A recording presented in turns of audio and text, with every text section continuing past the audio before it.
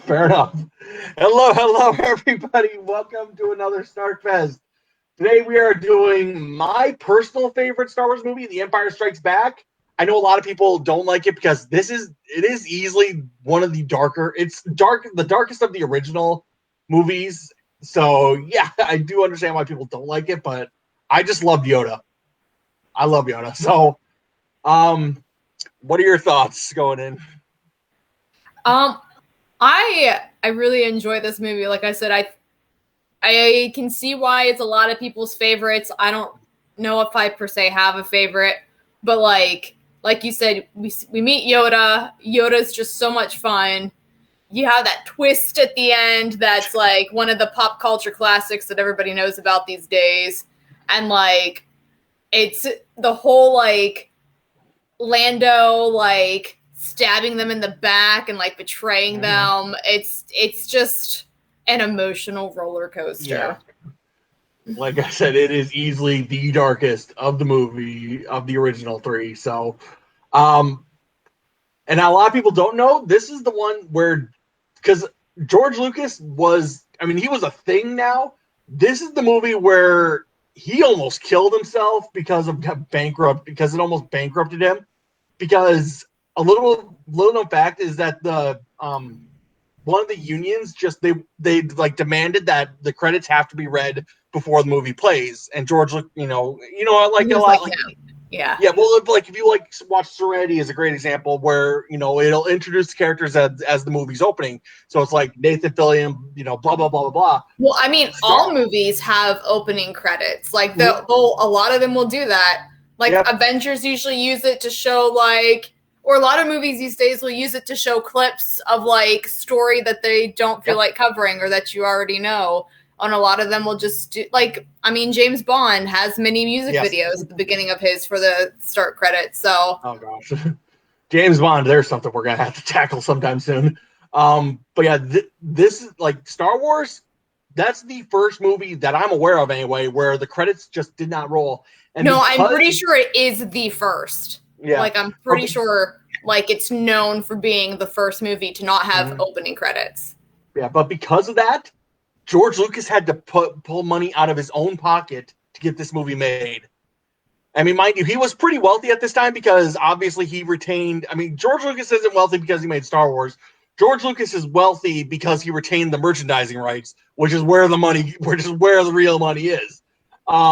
And so he was super wealthy, so he could afford it, but it got really hectic there for a bit, where it's just like, shit, I'm running out of money. So, but yeah, it's like I said, it's a great movie all around. So, I mean, if you want to talk about bad movies that did bankrupt him, we can watch Howard the Duck. Oh God, yeah, there's another one. That movie legit ruined him. He sold Yep. Although if we want to go through movies that like ruin their director, Waterworld is up there too. So we can watch The Black Cauldron from Disney. Yeah, there's another one. Although the first time I watched Waterworld, I'm like, this isn't bad for like a $17 million movie. And how much did it cost? So yeah.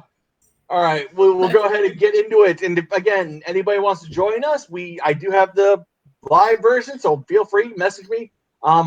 Have you posted the link? Because you know how to. I did. I don't know why it's not showing for us, but I posted it on Facebook as a comment to this stream. So hopefully, if you're watching this, you can join us. If you have not, hold on, I'm looking. Oh, technology. Okay, yeah. The comment is there. Okay. So, okay. Mind you, the comments on my personal page, so hey, whatever, but... Where do you have this posted? I have it on my timeline, and it shares automatically to Nerdfest, or it should anyway. So... Yeah, that's so. I thought I posted it in. Yeah, but it does show the comment. I'm not. Oh, let me look here. I don't know. It's weird on my phone for some reason. I have problems finding this to watch comments and to make my own. So. Okay. Well. To anyone watching, I apologize if I don't respond. My Facebook on my phone's just.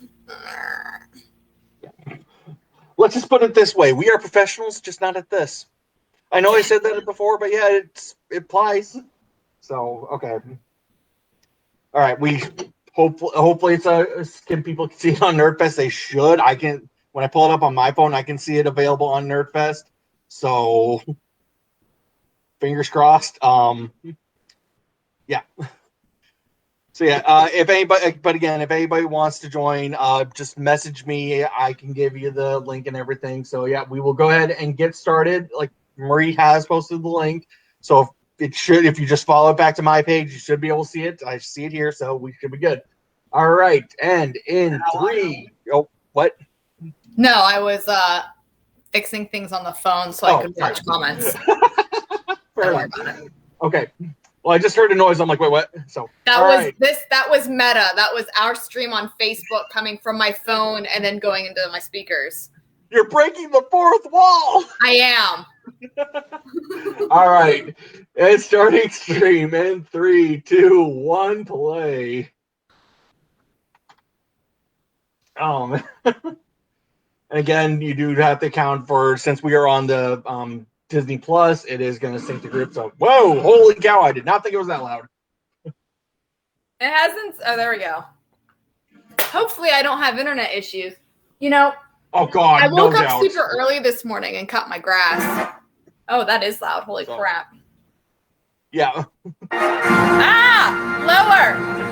Lower. We got a new sound. We got a sound bar last weekend, and it's incredible, but also super loud for this. Yeah. It's just like, it reminds me of those old THX things where it's just like blaring and it's like you just get blasted back in your seat.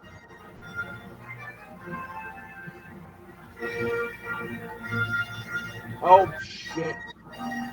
I have literally just lost my TV. Why is the subtitles just reading the scroll on the screen? Hold on. My TV just broke. Oh no, you're having internet problems. I don't know what's going on. Hold on. My like I said, my thing just died. All right. So hold on. Do you need me to pause it? Yeah, because like I said, I don't know what's going on. It literally just stopped. Everything has stopped. So hold on. Hold on 1 second. My screen, my literally the screen popped up the syncing to group, and then just everything went black. So I don't know what happened. Hold on. Okay, now I got the Disney Plus logo. Hold on. Come on, get back in there.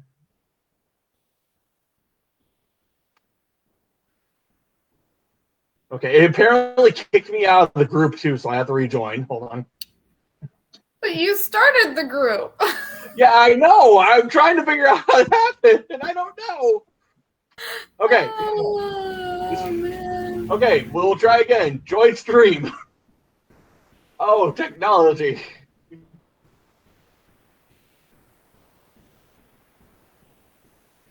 Okay. Okay, now I'm playing now. You play now, so. I see the scroll. Okay. You see it? Do I need to rewind it? They're just talking about things, and they're on Hoth. Yep. Evading the dreaded Imperial Starfleet, a group of freedom fighters led by Luke Skywalker established on a new secret base in the Railroad Ice for Hoth. The evil Darth Lord obsessed with finding the. I pretty much know this part verbatim. Here we go. So yeah, you go. It says you paused it, so go ahead and play. There we go. I hit play. Is it playing for you? Yeah. Yes, it's playing now. Okay. Obsessed with finding young Skywalker. Yes. Which. Damn, dude. You're putting a lot into twist, that's a little. Yeah. Is he doing it because he knows that's his kid, or because he just senses the Force in him and trying to destroy the last Jedi?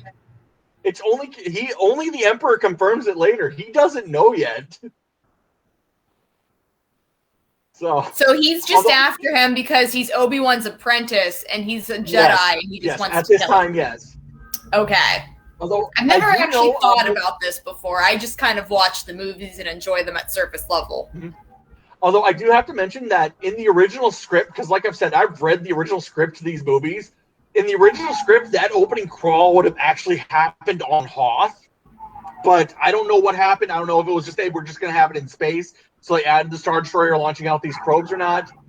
But yeah, here we see a probe just going to Hoth, and this does lead to one fault I do have with this movie. We see the probe hit here, and obviously big boom, blah blah blah.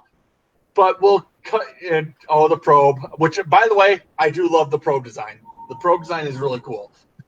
Just this big squid type thing with it's super creepy and I love it.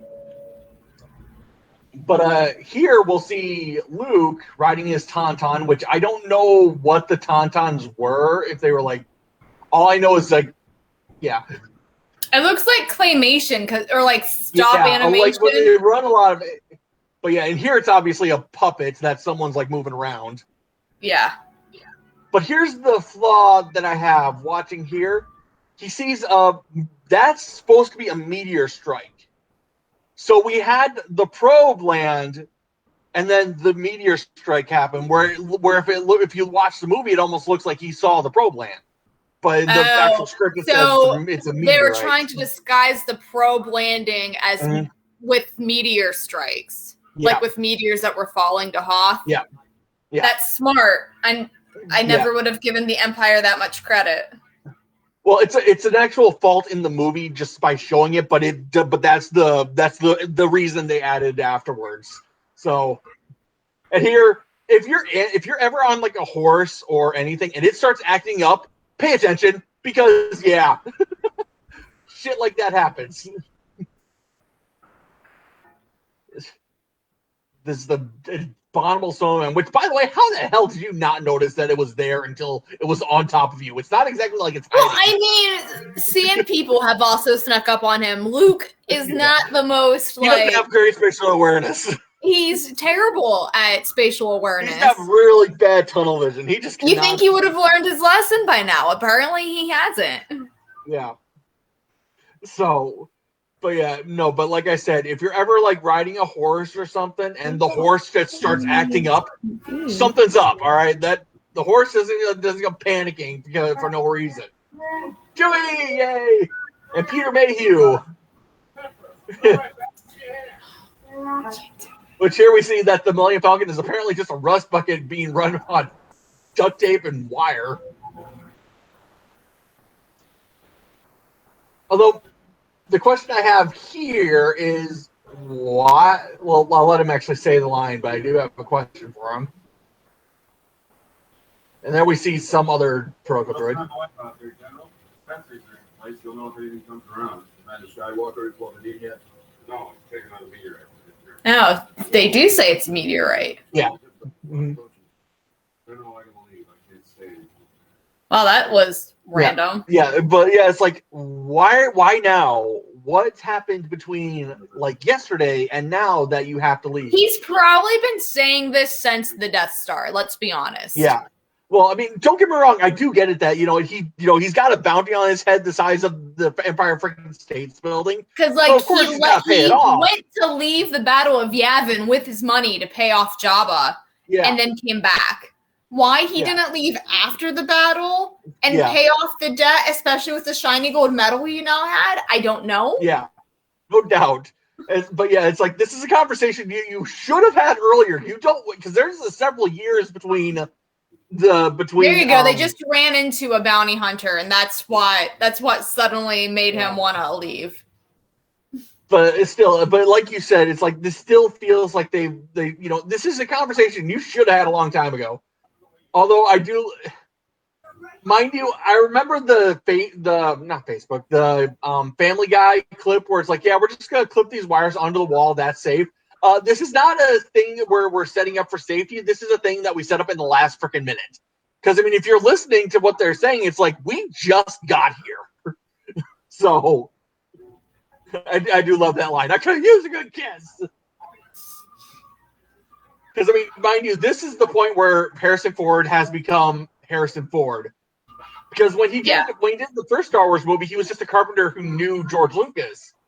Now he's Harrison freaking Ford. Well, no, because like when he did the first movie, he had, I think Star Wars was at least his second movie because he did American Graffiti was when he had just come off of being a carpenter because of I forget who directed that one. But in the first Star Wars movie, he was still a he wasn't, like I said, it was maybe his second movie. It's not like American Graffiti had like burst him into fame. Like, no, but here Harrison Ford is just, I mean, a lot of what he's doing, this was not in the script and stuff like that. A lot of what he does, I mean, especially the line later on is where he's like, no, this is what Harrison Ford, this is what Han Solo would do. And he basically takes control of everything about Han Solo. Yeah. So, I mean, we'll get to it the big line later, but yeah, a lot of what he does throughout this entire movie is that, where he's basically telling Irvin Kershner, who's the director of this movie, you know, it's like, no, Han Solo does this, he doesn't, you know, blah, blah. So, yeah. And here it's like, okay, we got our Tauntaun training pit, where this part gets me. The Tauntaun will freeze. But doesn't the Tauntaun live on this planet? How would it? But I don't. That's a good question. You'd think the Tauntaun would like be adapted to this weather. Yeah, it's not what's going to freeze. I think the line should have been, "You're going to freeze before you reach the first marker." That would have made a lot more sense.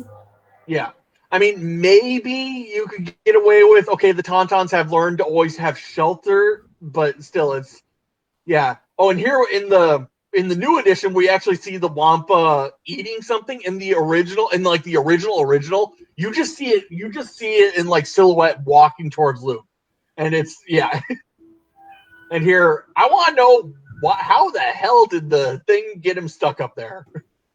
Peed on it? Like melt? Yeah, I guess. Why not?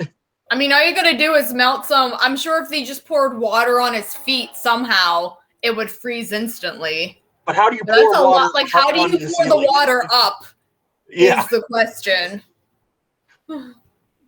Yeah, and here we got our first. This is the first time we actually see, you know, the Force doing something, and obviously it's the easiest shot they ever did in the movie. And apparently people don't realize how they did it.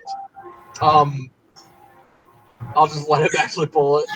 Yeah, what actually happened is they shot it in reverse. They actually had him holding it and then pulled it out of his hand with the string, and he cuts the thing's arm off because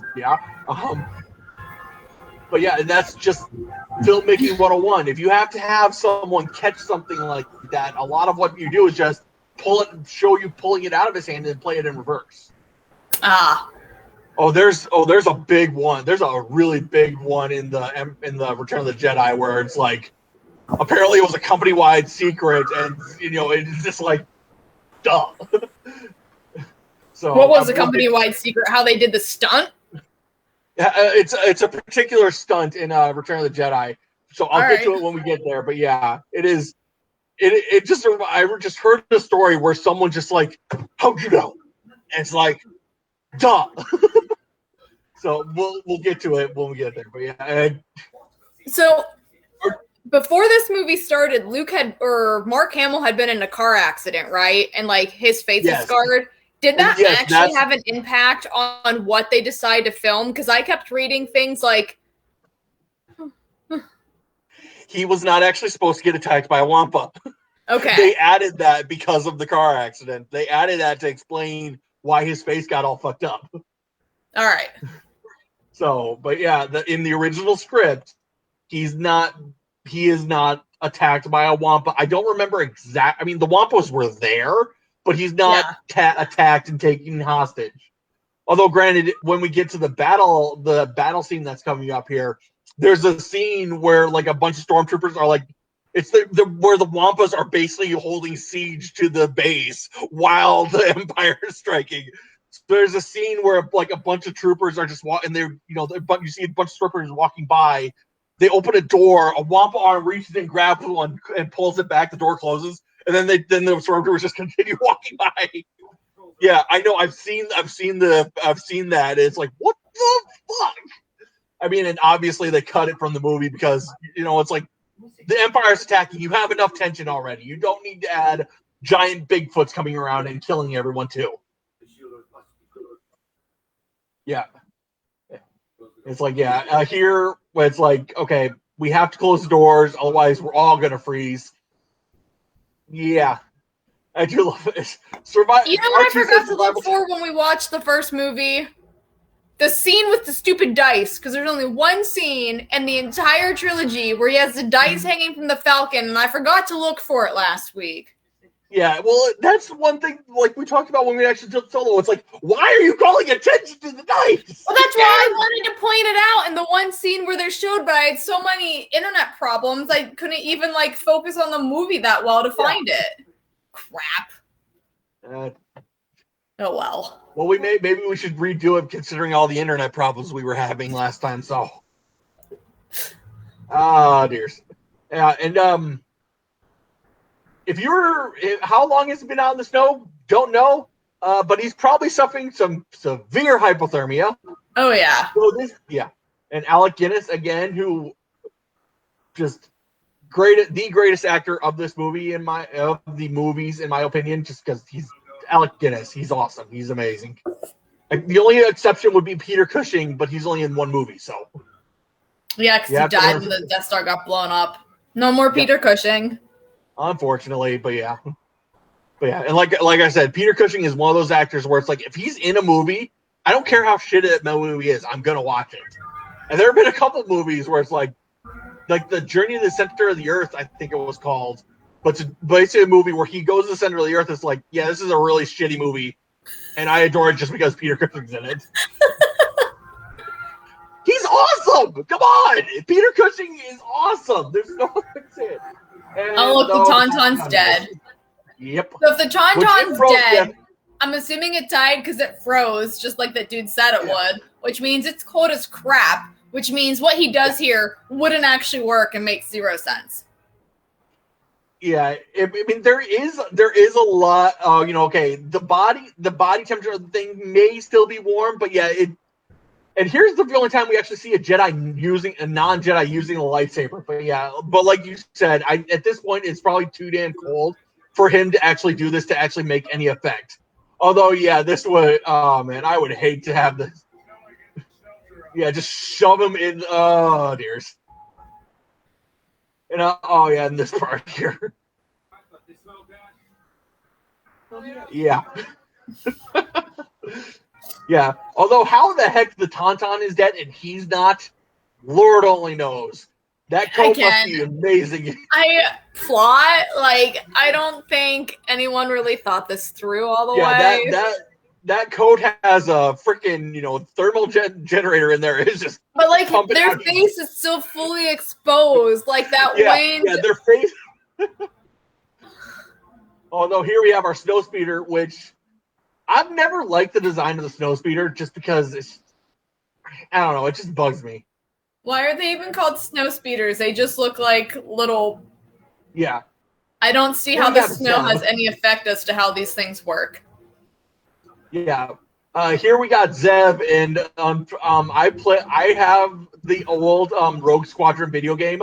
I know all the pilots' names. Oh, that's cool. So this pilot is Zev. Rogue One is obviously, because you see Rogue 2, Rogue One would obviously be Wedge.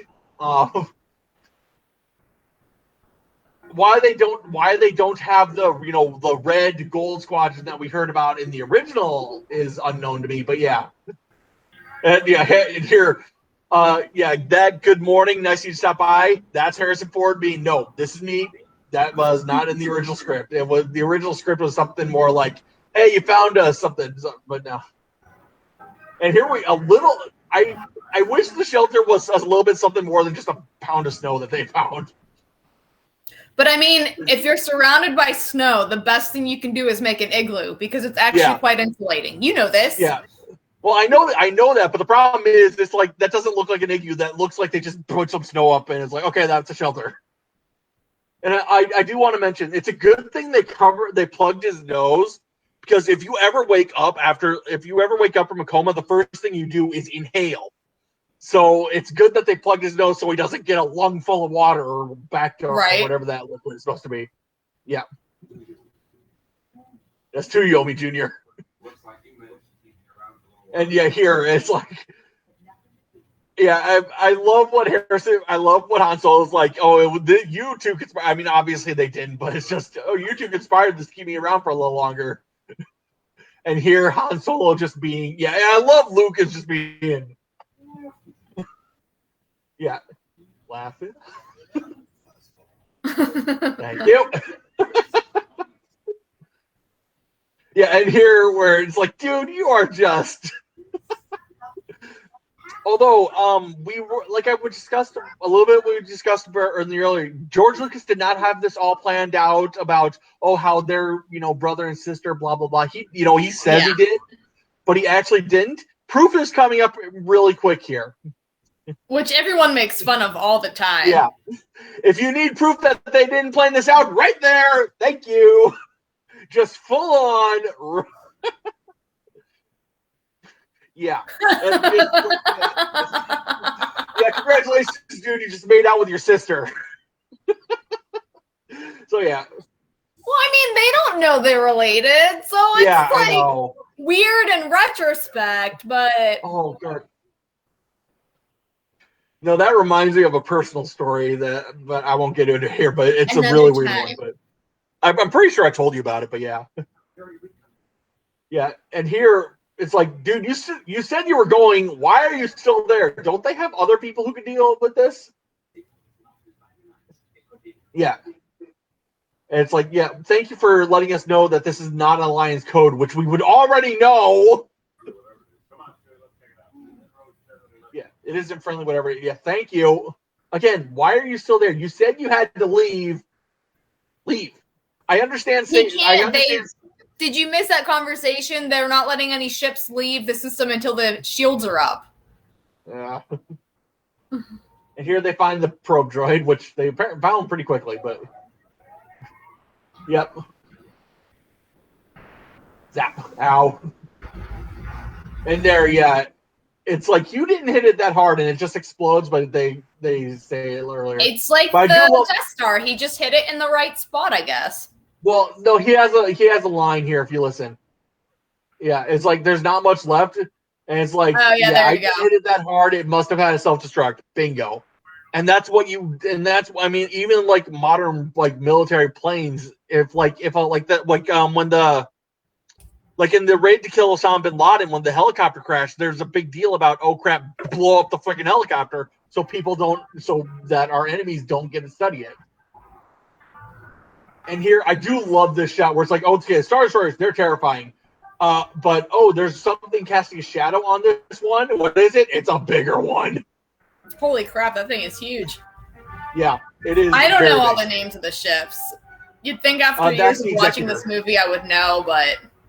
Yeah, that's the Executor. I know, not mind you, I not only know the ship design names, I know the individual ship names, which is Executor or Executor? That's the Executor. Not Executor? No, it's Executor. I can't spell. Yeah, it's all right. Well, that's one of those words. I mean, like the English language is full of words like that, but yeah, this is one of them. Yeah. And there's a little bit of I love the scenes of like, you just see all these people in the lower decks, like looking up at Darth Vader. But there's a fan theory that this Admiral Oslo that they referred, this guy right here, that he's actually maybe like a rebel spy that was in the Empire, because a lot of what he's doing is like, that's not them. We got, that's pirates or something else. Although that scene right there where Darth Vader just turns around and General Veers is like right there, is like, dude, back up. I don't think the Imperials know what personal space is. Yeah, no doubt. But yeah, because I just keep thinking of this scene when like they blow up Alderaan and like Vader brought Leia in and like she was right up against his chest and then Tarkin got right in her face and she was just like in an Imperial Oreo with Leia's in the middle. It's like, dude, that going for the no, but I just love that where he just turns on his heels super quick and the guy's right there. Yeah, I mean, seriously, that would be like you turning around at work and having your coworker right there. That'd be freaky as all hell. Although my coworker, they do that. I I love the part there where it's like, okay, he's saying goodbye to Chewie. Chewie's like, he scratches the ear, and then Chewie's just like, nope, maniac hug. Which the story is, if you actually look up like how Wookiees greet each other, and especially now, they just do these overly elaborate hugs. I'm just like overly loving hugs is the only way I describe it.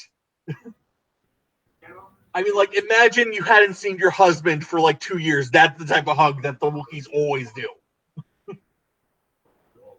So Luke is now leaving for Dagobah, but No, Han's not leaving yet. That doesn't make sense. They know the ground assault's no. At that point, they know the ground assault's coming.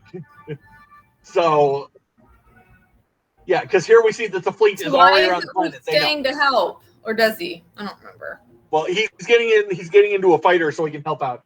Although okay. this part, this is another part of why people think that the Admiral is a rebel or at least a sympathizer for them, is that he comes out so close to the planet that that the planet picks him up immediately instead of pulling out farther back where the Empire can sneak in with the asteroids. Yeah, and well, at least that's the plan that they set up here. Although this part here, just across time and space, he can do this. Thank you, Captain. Yeah, it's just this guy dying to your left. Just look at what else are you gonna do? Yeah, I just love him. He's just like, he's looking over. He's like,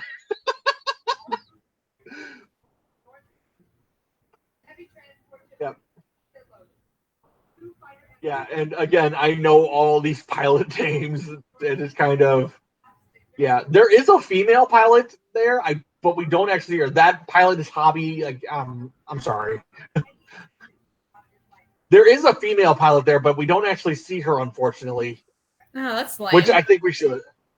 Yeah. There is actually a female pilot in Rogue Squadron. The story is, you see the pilot on the very left-hand side that you can't see the face of?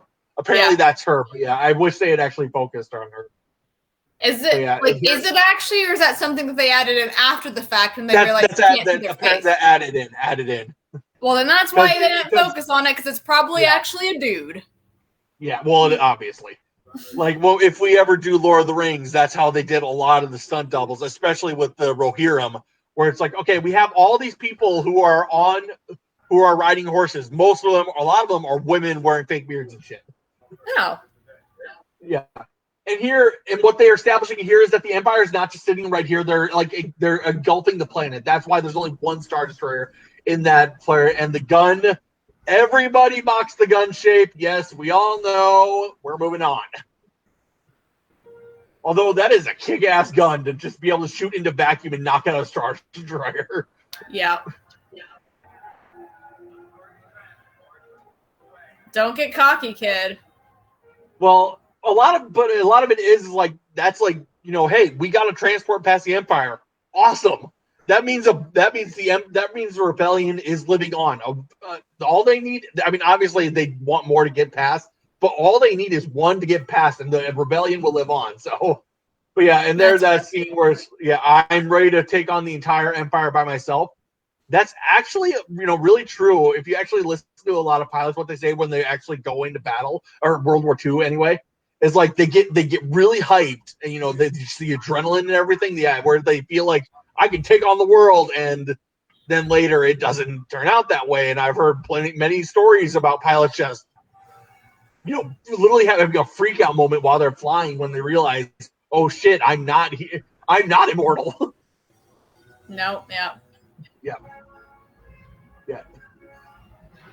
And the walker design, I've always hated the walker design, and I remember early on in the internet, there was a thing of literally the Millennium Falcon hovering beside one and just pushing it over. They're just so top heavy, and and your gun's acting up. Okay, you're in trouble. Yep. Well, you just hear Dak going the gun's not working. There's this wrong. There's that wrong. Yeah. And there's a story around that I won't get into, but there's a funny story about Hobby too, but I won't get into it here. Yeah, and here it's just why the speeders are trying to. I mean, why doesn't the Empire have any TIE fighters here as air support? Seriously. Yeah, that's kind of weird. Yeah. Yeah. Yeah. Thank you. You only just realized that. Yeah, and thank God all these planes have harpoon and tow cables. Right. Yeah, because yeah.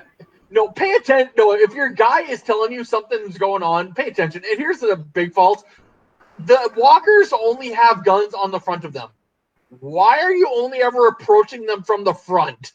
Literally go behind, like fly around and come at them from the sides.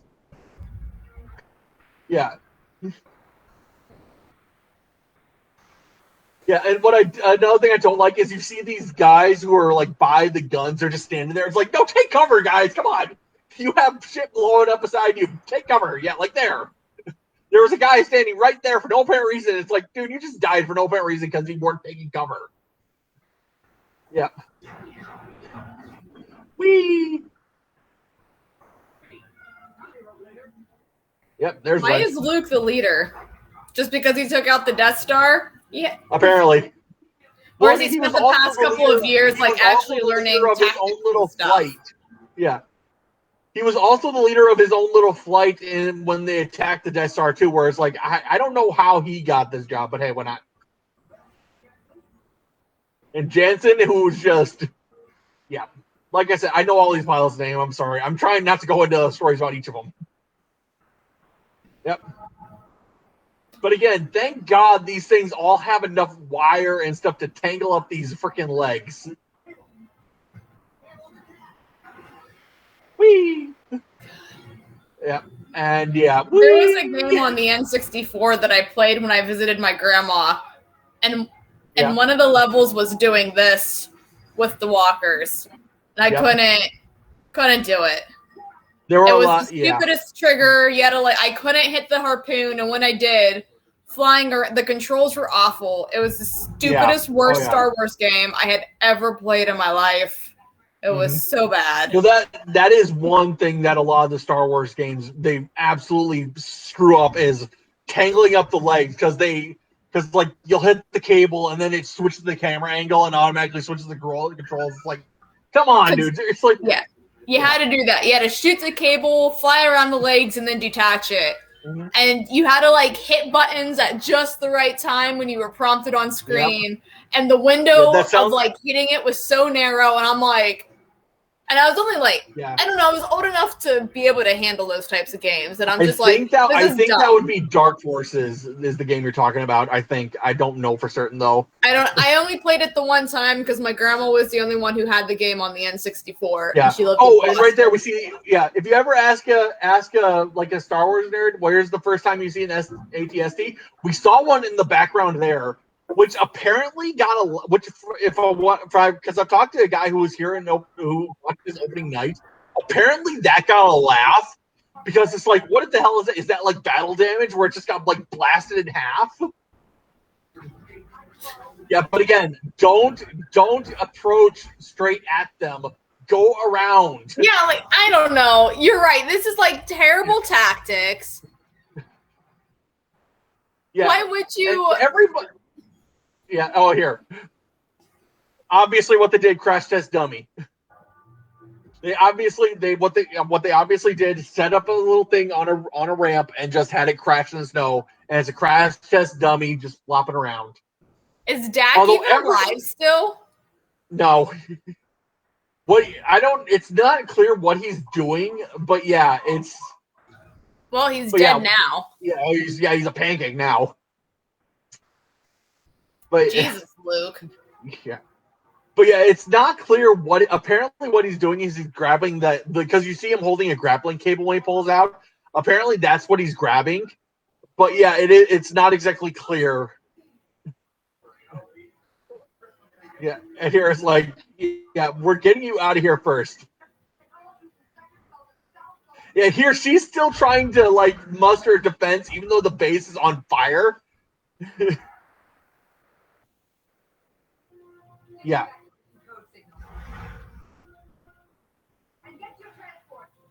Yep, thank you. You didn't need to tell me that, miss. I already know, but thank you. Right. Yeah, here. Yeah, if you were I'm giving the evacuation code. I'm aware I need to get to my transport. Yeah, I'm aware I need to bail out. Maybe he should too. Yeah, but the story, all these frontline guys, not a lot of them survived, unfortunately. And those who did, most of them got captured by the Empire because, well, obviously. There are a few who got away, but not many. Oh, here.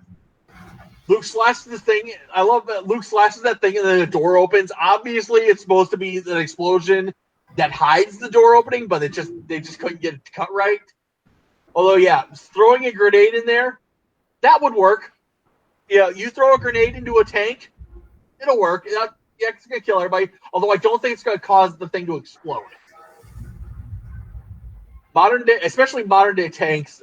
Oh, there's one scene coming up here that it always gets me. Yeah, it's coming up here. Oh, you got really good aim to knock that thing out of the sky like that. Well, like you said, they're flying right at them. They're lighting themselves up, so. Yeah, right here. Target maximum firepower. He says maximum firepower, then they kill this random guy. It's like, fuck that guy in particular. I mean, just by the way it's cut, it's just, okay, target maximum firepower. And they immediately cut to the walker, killing one guy in particular before it targets the shield that are air. So yeah, it's just a scene of just kill that one guy, kill him. Yeah, here. And apparently, from what I hear of the story, it's a good thing that they didn't wait for that shuttle, because that shuttle got captured. Although here we got a close up of the stormtrooper armor, which is always it always bugs me. It's like, why?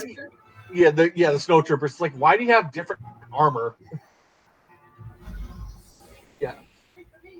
Yeah. Here, wait. Oh, there's. And then pulling through again. Harrison Ford being Harrison Ford, and everybody's gone. Why are you still there? Because Leia waited to the last second to get to her transport. And Han likes her and wanted to make sure she got off safely before he left. But it's like, I mean, don't get me wrong, but it's like everybody else is gone. Seriously, Leia. Yeah, and here, again, like I said, the thing's just a whole bunch of rust bucket held together by a bunch of tape, wire, gum, and a bunch of prayer. Yeah, I suggest you shut up. And here, obviously what happened there is he turned the lights on, but there's another switch where someone turned it off. They waited for him to hit it and then turned the switch back on, but yeah. And they have a little side gun there, which not many, I don't know of any like planes or anything that have these little secret compartments where a gun pops out. Why? Yeah. Why would you want to see that? Yeah, why do you want to get captured? I can open the door and throw you out. Exactly. Whee! Yeah. And there, Luke, it's like, Luke, maybe you should start waving your arms around. Maybe they'll see you and pick you up. Too late. Yeah, too late. But yeah, no, they have a rendezvous here where it's like, all right, nope.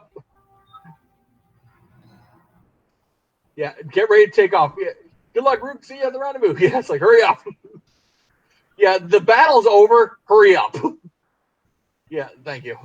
Everyone's left. Time to go. Nothing left. Everybody's leaving. Bail out. But yeah, a poor cut here is Luke is actually supposed to be escorting a freighter away and then breaks off when the freighter gets away. Nah, he's just leaving. Yeah. It's fine. Yeah, he just leaves. Yeah, but yeah, that's how it cuts. Where it's just like, dude, you're supposed to be helping these people, and also he can just leave. Wouldn't this technically be desertion? Yeah. I'm assuming he's already cleared it with Leia or someone. He must have, but yeah. They just didn't show it. Like, yeah. Or screw it. Yeah, Luke can do whatever he wants. So he's just Luke can do whatever he wants because he's the main character. I mean, Han Solo has problems, clearing it to leave, but Luke can do whatever he wants. Yeah, no doubt.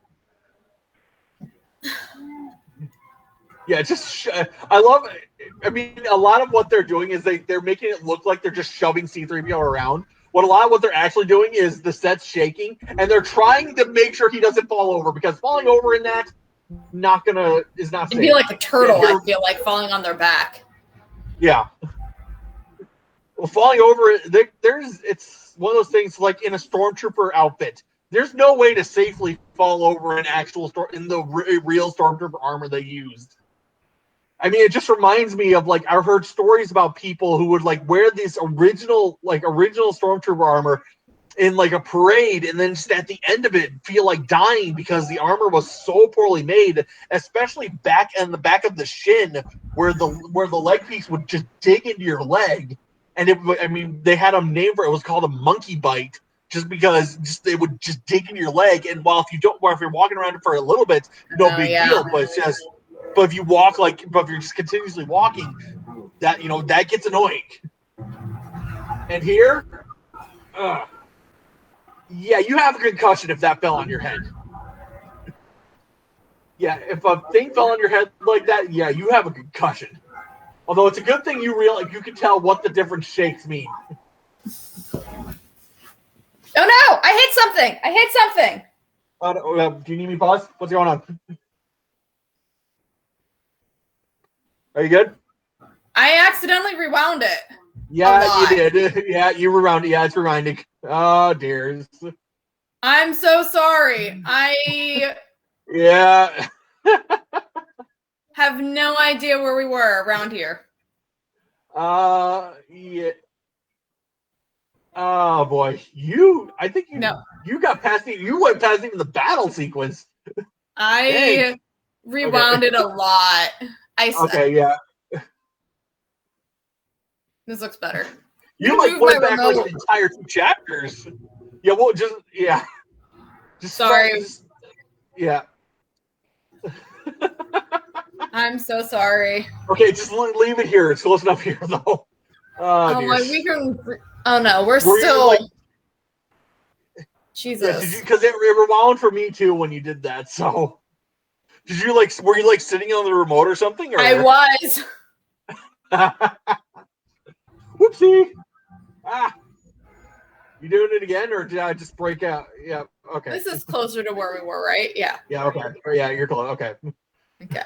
I'm gonna put my remote over here so I can't sit on it. Don't sit on it. Sorry. Although, line I was gonna say is you saw them flying through the ass. Oh wait, we don't actually see that. Never mind. We're good. Yeah. Thank you for letting us know.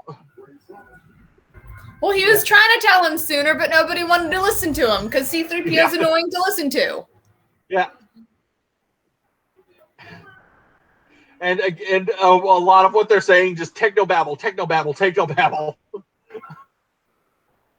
Bring me the sonic screwdriver.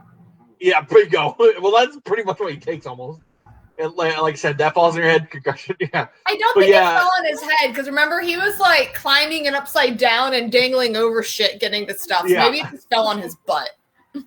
Maybe, hopefully, but yeah. Here we see this must be a newer solar system to have asteroids colliding like this, because in our solar system here, these in our own asteroid belt, the asteroids aren't constantly smashing into each other. Or maybe this was made by somebody who didn't actually know how space works and just. Yeah. Well, that's the actual reason, but yeah. Sometimes you just can't think too hard about things. Yeah. But yeah, you just see all these asteroids flying around in random directions, and apparently the one that destroys the TIE fighter right there, apparently that was actually a potato. Apparently they had an actual potato, someone had potato there for the crew for lunch or whatever, and they just used that as a model for the asteroid. Okay. So, well, there's a later one in Return of the Jedi that's even worse, where it's not a potato, but yeah, it's something else. Yeah, I take it back. Yeah, there she says. Why would you ever want to be around to see someone make that kind of mistake? because that's going to make them dead, and you dead too for being there. Yeah, you're going to be there too. That would be like you're on a plane with a pilot. That'd be like if you're driving me somewhere, and I'd be like, I hope to God you crash. Exactly. Yeah. Although these you can say that, but don't follow it with, I hope I'm here to see you make a mistake someday. No.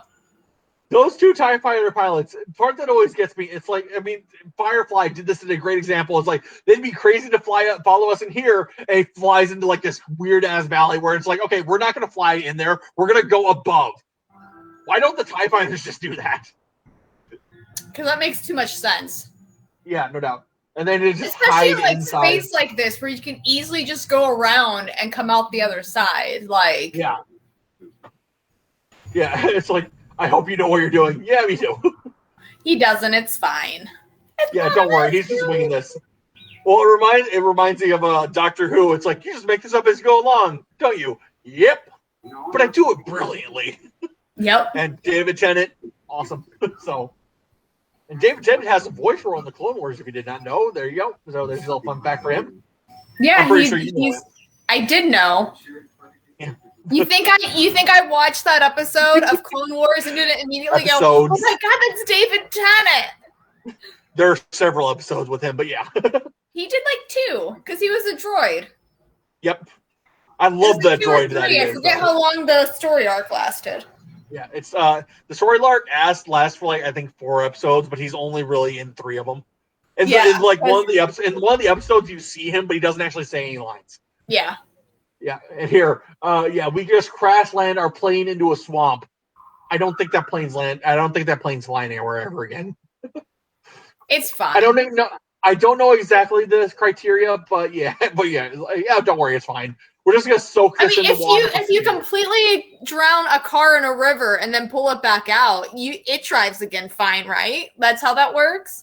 I don't think so. It doesn't. Yeah. If you that will total a car. Yeah. You need. If a car were to be fully submerged, I'm just trying to think of like the amount of maintenance that you would have to do to get it to run again. And it's like, the only way I can think of it is like, you'd have to just get a new car. And this part here, I love this part here. Just this little, hold on, wait for it. Just this little periscope thing. Hello. Oh man, I love that. I like how in the original trilogy here, like, R2's little blasty things are non-existent. It's like, did those, like, burn out between Clone Wars and now? Who knows? Because he flew all over the place. And he was flying all over the place in the Clone Wars. Now he doesn't fly at all. And there we Loch Ness monsters here. Beware, Nessie gets her cameo. Obviously, it's not Nessie, but still.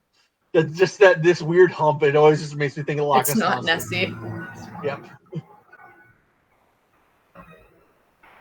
Yeah. You were very slow on that blaster draw. Yep. R2 got eaten.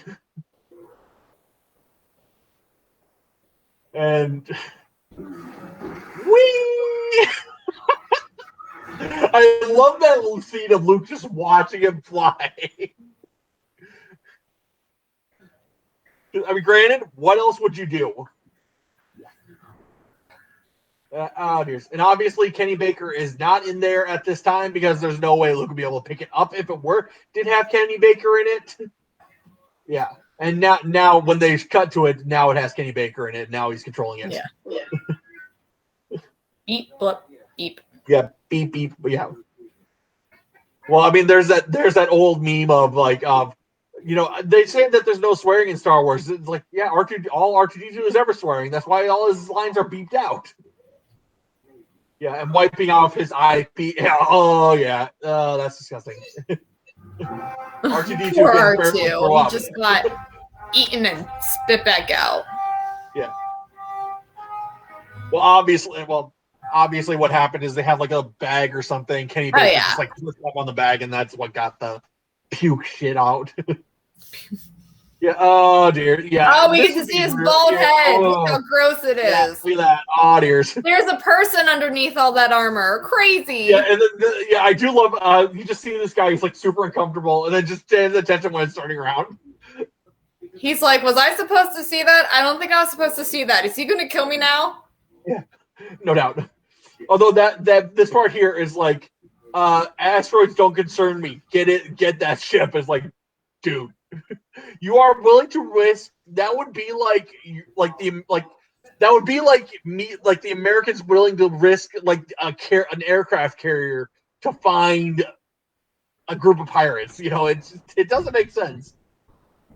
Sending in some smaller, like some TIE fighters and shit like that. Okay, yeah, you can make sense out of that, but don't send in the big ships. No shit. Yeah, most asteroids are not entirely stable. Most asteroids are just being held, are literally they're just being held together by gravity. It's like a dirt clod. That's the only way to describe it. Yeah. Yeah. I'm trying to save our lives. Shut up.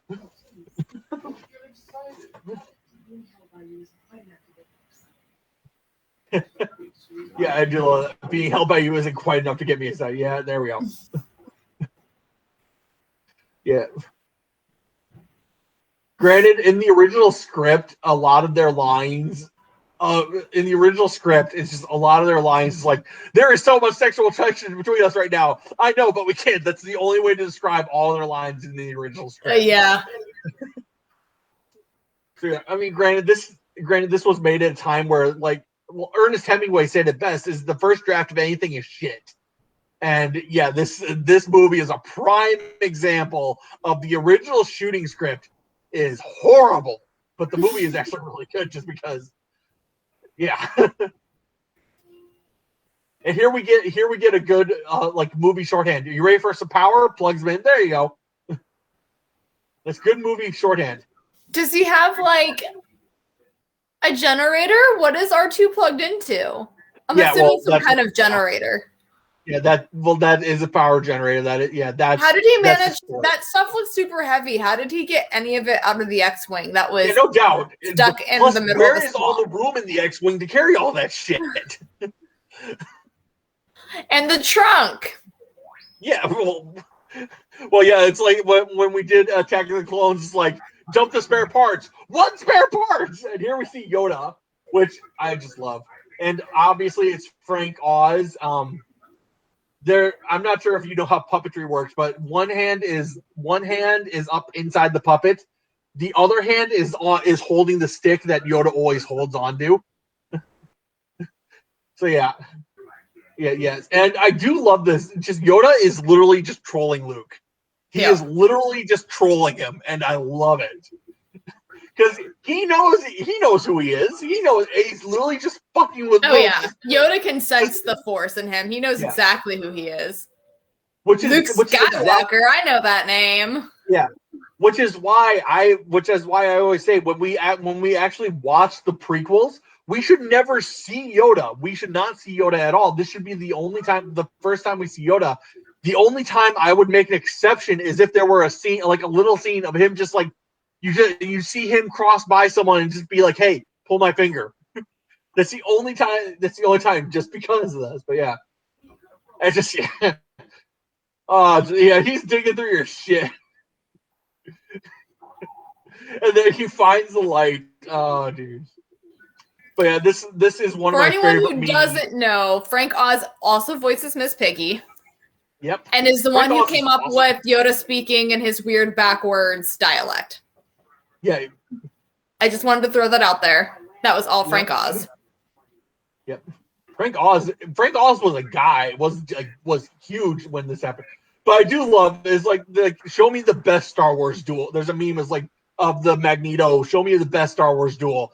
Shows like Vader versus Luke. No, the best Star Wars duel shows Obi-Wan versus Darth Maul. Then it's like no, the best one. Then it shows Yoda whacking R2 with a stick. Perfection. I love it so much. It's just like, yeah, let him have the flashlight. Yeah. And here we actually get Yoda throwing him a bone of like, dude, I can help you. You just have to.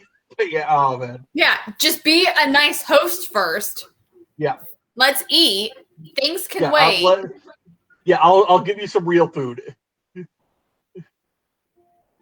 Yeah, he made some really good time to get that far. Right? Yeah, almost like he used the Force to jump or something when Luke wasn't looking. Yeah, although I do want to say, having made a bunch of student films, I know it is very hard for an actor to have no other actors to play off of because Luke can't hear what Frank Oz says because Frank Oz is beneath the platform. Frank Oz is beneath the platform working Yoda. But so like, when you say that, dealing with a puppet, all actors do these days is interact with green screens. Yeah. With things in sets, even nothing is there. And it bugs me to no end. I mean, granted, a lot of actors still have other actors to play off of. I mean, usually they'll put like a stand-in to get the eye visual, and they usually have somebody reading lines at least so that you have something to go off of. But yeah, well, I mean, it's also usually a lot of pretend they're shooting at you, like what? Yeah, that's why I hate a lot of modern day filming where it's all green screen. It's like, come on, guys. But yeah, I know from having to work with these, mind you, like I said, we were all in high school, but I know from having to talk to them, it's very hard for them to get an idea of, okay, this is how I need to act for this scene because they don't have anything to play off of. I mean, in a lot of modern day movies, like Lord of the Rings is a prime example of, okay, well, if Viggo Mortensen is having a question, he can just play off of what Orlando Bloom is doing, and they can use that energy to play off each other. If you're all alone, which Mark Hamill is for the majority of this movie, you don't have that. It's really difficult. Yeah, and here, oh god, yeah, and here, like I said, in the original script. The lines are literally, there is so much sexual tension between us right now. Oh god, yeah. And mind you, the whole Hollywood trope is that they would be interrupted before they actually kiss. I like that they actually kiss before they're interrupted. But yeah, it's like, dude, of all times, go away. Yeah, and here we see Star Trek. Weird or not weird, but you're right. Usually Hollywood has them get interrupted before they manage to kiss. Yeah. Yeah.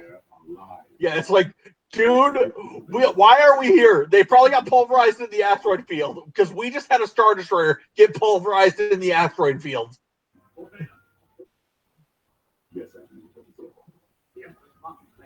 At this point, why don't you just chill around the asteroid field? Just have somebody else do what they're doing. Sit on a stupid rock, and then just keep your scanners open until they move. Because they can't sit there forever. Yeah, they're gonna run out of food and water. But yeah, but it's how much? It's okay, you're barricaded in your house and you cannot leave forever. How long are you gonna live? Exactly. Yeah. What is I bidding thy master? Yeah. It's a disaster. Skywalker, we're after. You know that song way too well. I do want to say in the original that they literally had, because obviously this is Ian McDermott in his makeup now, but in the original they had, I think it was someone's grandmother playing, doing the body of Emperor Palpatine. And then they had the voice added on. But yeah, the original it is so much different than this. It is, literally. Yeah, here's where Darth Vader learns that it is his son. Yeah, here because the Emperor knows. He knows. The offspring of Anakin Skywalker. Yeah. So yeah, now Darth Vader never paid attention all that much to this scene. Well, yeah, it is it is a scene where a lot of people don't if you were to tell people that this scene's in the movie, most of them don't think about it. Because my sister, growing up, my older sister knew the names of Luke's parents. Oh yeah, Queen Amidala and Anakin Skywalker. And I'm like, how do you know these things? Because it's in the movie. Yeah, and here Poor R2D2 slept out in the rain, and he's just looking in on these people. R2. Yeah, aw. Granted, he's a droid. I don't think that would really bother him too much, but still. No, because they don't really like feel right. But it's just the like the rain. It's that sad puppy dog. But yeah, and I do love it's like Yoda is literally Yoda's trolling him, but he's literally telling him the lesson plan he's trying to teach him. It's like patience. You'll meet Yoda. Don't worry. You gotta be patient. Yeah. But yeah, it's like I said. He, see, like patience. Soon you'll be with him. Just root leaf. I cook. Thank you.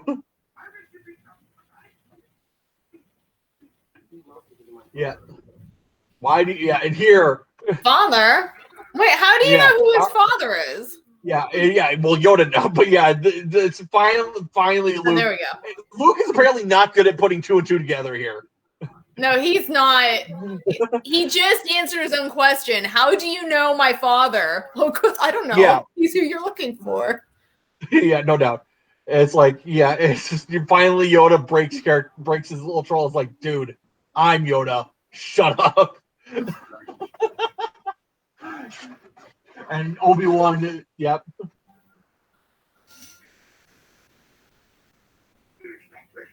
Yeah. Thank you.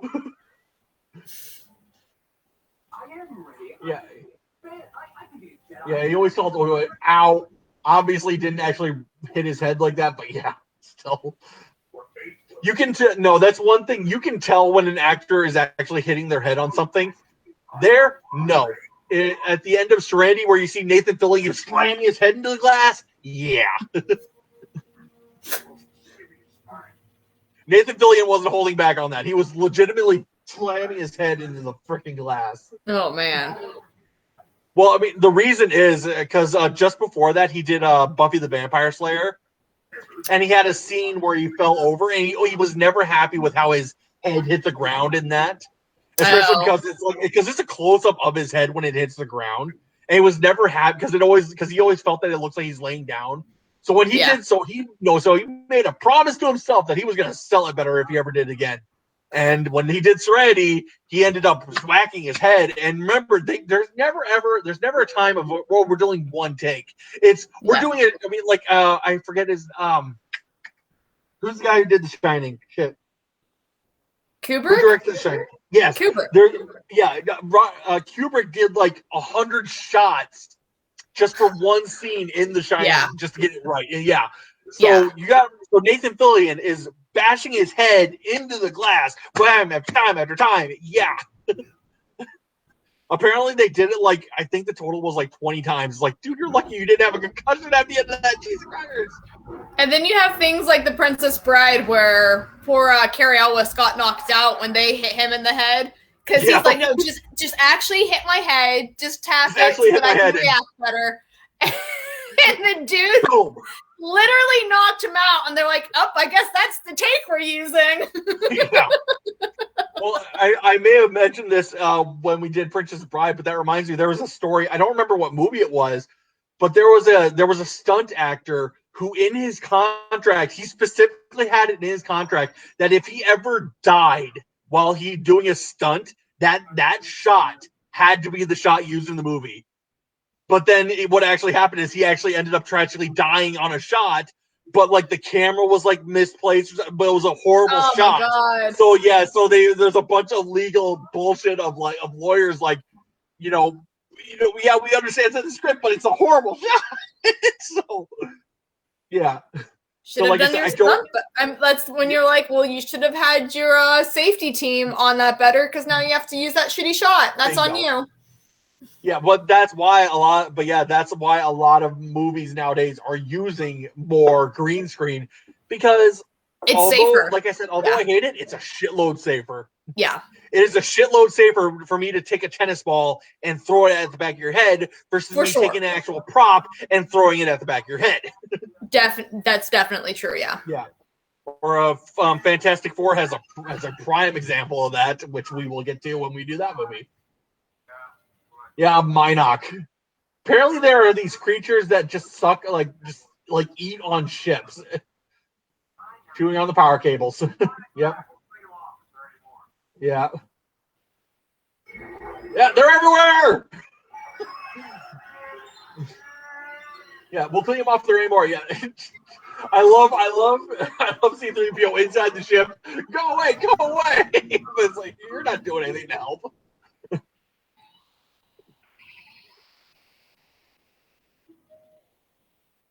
Yeah, here. Yep. And obviously, nothing is actually shaking the ship. Nothing's actually shaking. We're just acting like it is. Yeah. And Chewie.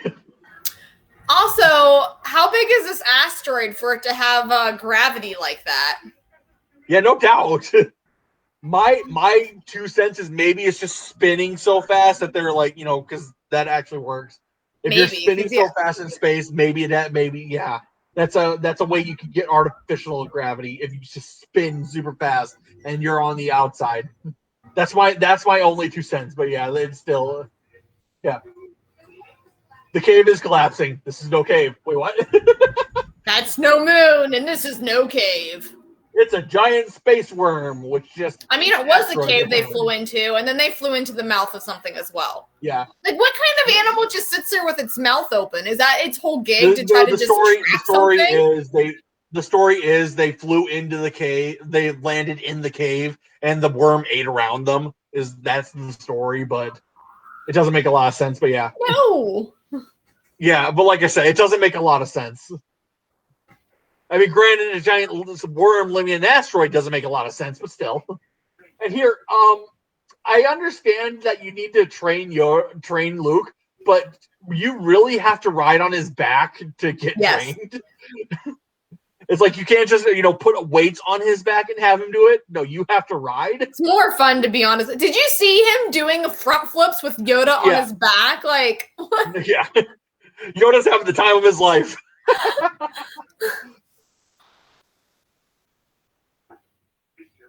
Yeah. Yeah. And a lot of this is like, how do I know the good side from the bad? Well, if you're not killing children, you should be on a good path so far. Killing children is never on the good side. FYI. That's number one. Okay. I don't even know why I have to explain that, but your father understands why. Yeah, no doubt. We are never live that down. No, never. It's so bad. Well, granted, it's just like sand too, which thank God there's no sand here. Right. Oh man. Yeah, here. Oh man. The original script of this coming scene is... I don't know where you can find it now because the website I read it off of is no longer existing. But the original script for this scene is just, oh dear God, horrible. Because it's like, I want to let the actual scene start, but it is so horribly bad. Yeah, your weapons, you will not need them. But no, I'm going to take them anyway, because I don't like listening to wise advice from a 100-year-old Jedi. Yeah, what I love is there's a robot chicken clip of like, your weapons, you will not need them. Luke takes his weapons anyway. Stutter did I?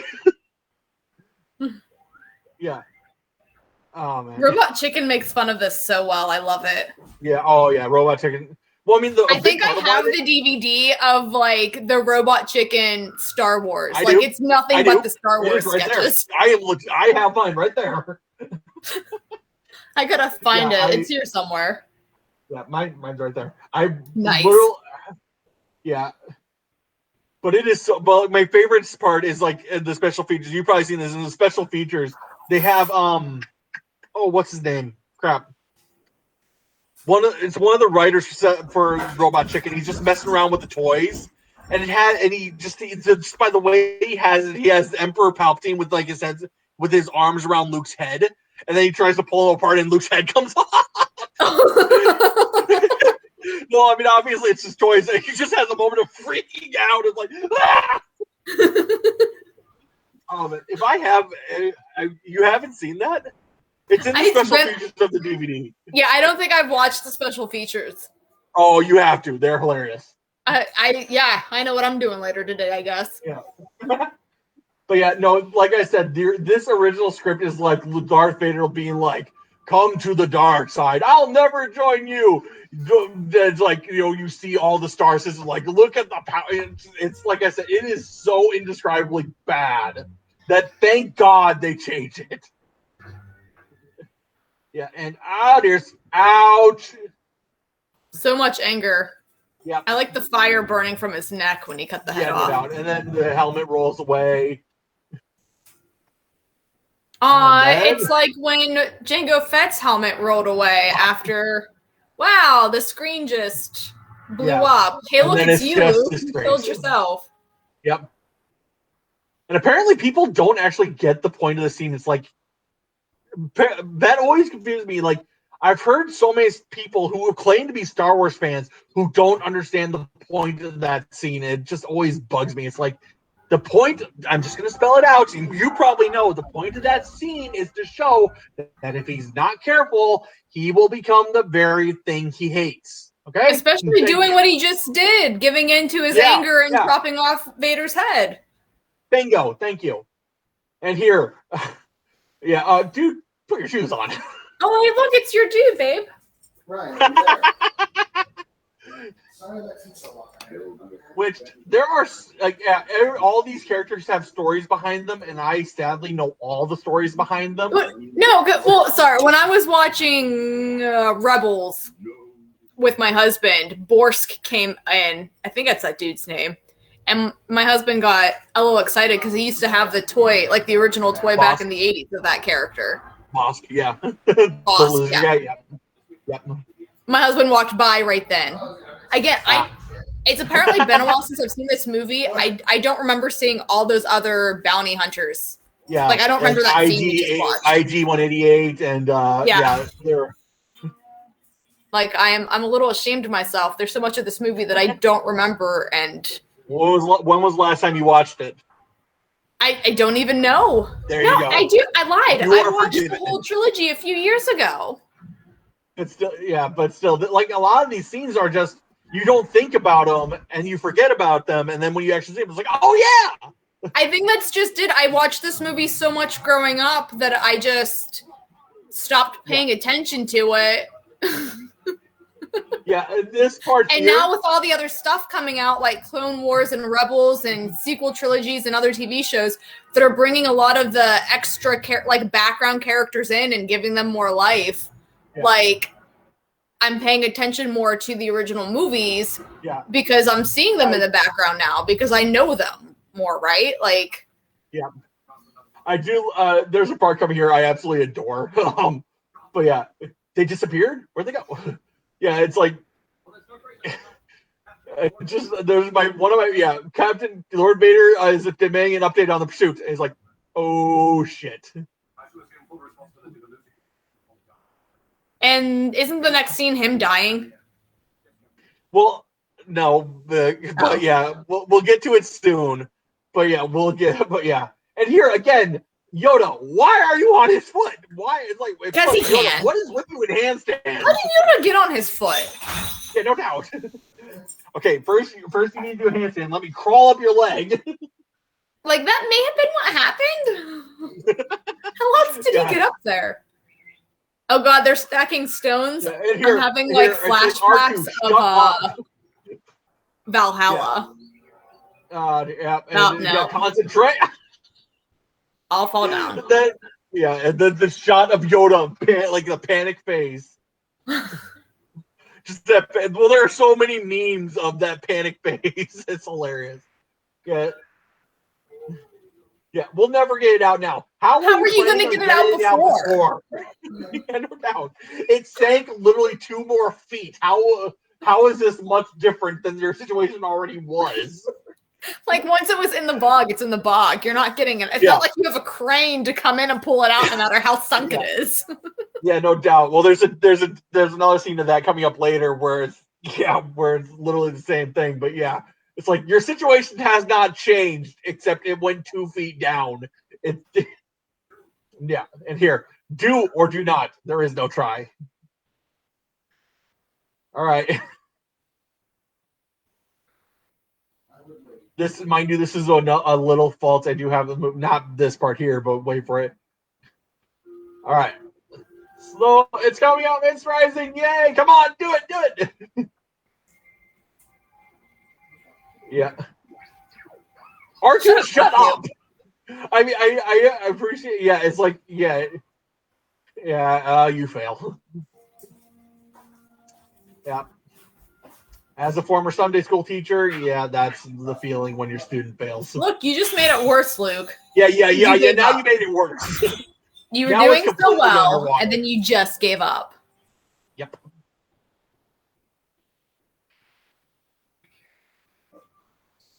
Oh my God. Yeah. Always with the excuses you are. Yeah. Judge me by my size. Judge me not by my size. You won't believe your eyes. Watch the X-Wing rise. Okay, so clearly what we need to do is pause the movie and go play that on YouTube. Just, or should we do that after the movie's done? We'll do it after the movie's done. You love that video so much. I do. I really do. Granted, it is a. I love it too, but still, I think I had it as my ringtone for a long time. What the heck happened over there? I just heard something crash in your background. I don't know. No, that was just my door. My husband was coming in. Oh, from outside. Okay. Like I said, I just heard a sound effect and I didn't know what it was. You want the impossible. Here, you're about to get your ass owned. Just wait. That's super weird.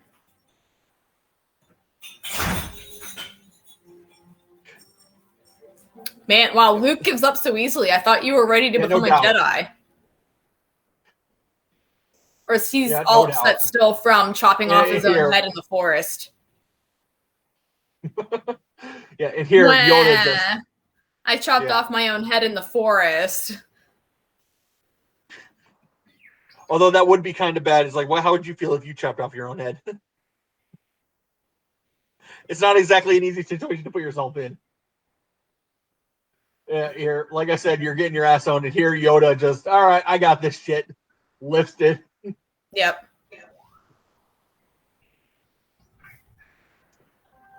Whee! Although it's still going to need a lot of maintenance because it's got water in the engines. Yeah, again, if your car gets covered in water like that, it doesn't run again, guys. It's totaled. Yep. I mean, I guess you could make it run again, but it would be cheaper to buy a new car. It. Yeah, like I said, it would just be cheaper to get. You would need so much. He doesn't have parts. He has no spare parts. He can't do maintenance on this X-Wing. The only way he could do it is literally to pull it apart piece by piece, cleaning every piece off, and then putting it back together. I mean, I guess maybe the water didn't get inside because it is airtight, right? So maybe it's watertight. Maybe that would be.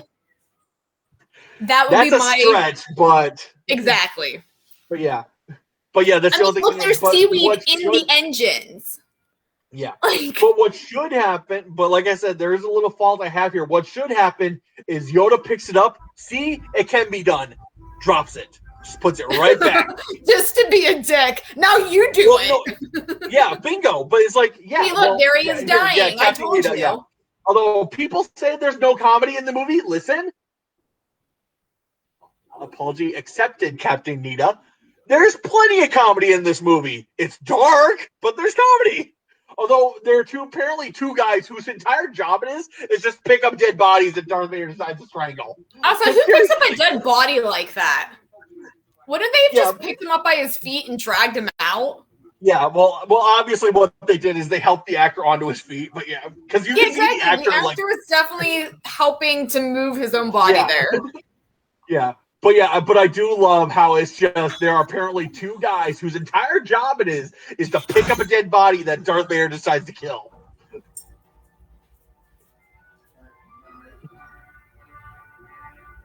Yeah, and just the Millennium Falcon stuck on the back of the Star Destroyer, which I do forget which this individual Star Destroyer is named. So don't. I want to say it's the Resilience, but that doesn't sound right. So I could be wrong. I used to know it, but I forgot. Yeah, and here what I do like here is that they're actually showing that space is not, because if you look at the Star Destroyers in the background, they're not uniformly all facing up. One's like at an angle to the other one, so it's like there's no up or down in space. Yeah, and just shut. Yeah, okay, R3TPO, you're off. And yeah, just float away with the rest of the garbage. Yep. Yeah. Wouldn't you guys still be close to Hoth? Yeah, they definitely would still be close to Hoth. Yeah. So apparently Bespin is they don't want to go back to Hoth. At this point you'd probably assume the Imperials like destroyed the base. So what there's nothing left there. Well, I mean, in worst case scenario, maybe the Imperials set up a garrison there too. So it's a hard one. But yeah, apparently Bespin is not too terribly far from Hoth. Which, granted, Star Wars is full of that. It's like, okay, we don't have enough fuel to get to Coruscant. Where are we going? Let's go to Tatooine, which is apparently out of the way, but apparently not so far out of the way that we can reach it. Yeah, it's far enough away that it's far, but close enough that they can get there without jumping to light speed. Yep. Yep. Yeah, and actually, by the way, this does actually work. Like if you're in a boat and you just I read a story. I don't remember what boat it was, but in World War II there was a boat that we're just gonna hide by an island during the day. That way, no one can see us, and we're just And Boba Fett did what I said the Imperials should have done. He just chilled and waited until the Millennium Falcon made a move. Yep. Let them make the first move. Okay. Granted, that's what a lot of Predators do. Uh-oh, I hear your dog. Oh, boy, your dog is... But yeah, that is, like I said, that's, what do Predators do? They let the prey make the mistake, and then they strike, or most Predators anyway. Except for, like, cheetahs and just too impatient. Or really, Vader's too impatient. Because he wasn't giving them enough time to have a plan like that. He's like, I want an update. You gotta have patience, Vader. But if I tell you that, you're gonna kill me. So just kill me.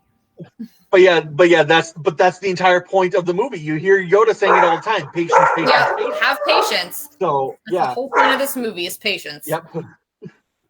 But like I said, most Predators are. There's a city in the sky where they're keeping my crew. Yep. A Jedi's got to do what a Jedi's got to do. Are you just going to keep quoting it all the way through the movie? I think that's the last bit. That clip, you're going to sing it along verbatim? I think that's the last bit that relates. Oh, no, the whole fight scene at the end. Yes. Oh, man. I can't help it. I'm not blaming you. It's okay. I don't even know why I still know all the words. That has to be your ringtone.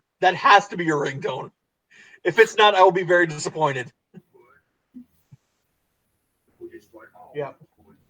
Yeah, here, bingo. He's literally pointing out the point of it. If you rush into this, you will be destroying. You'll be becoming. Yeah, because you can't think clearly because you got to calm down, kiddo. Although the Bespin speed car design, I hate these designs so much. Because who's doing what? There are clearly two pilots. By the way, you see one in the background they're shooting. If you shot like that, you'd miss them by a mile. Yeah, I don't know. That'd be like, okay, I'm going to shoot this person standing next to me, so I'm going to point my gun that way. It doesn't make sense. Although I do love that line. It's like, well, you did do this. Oh, I'm sure he's forgotten about that by now. Well, you guys still remember it. Yeah, here we go.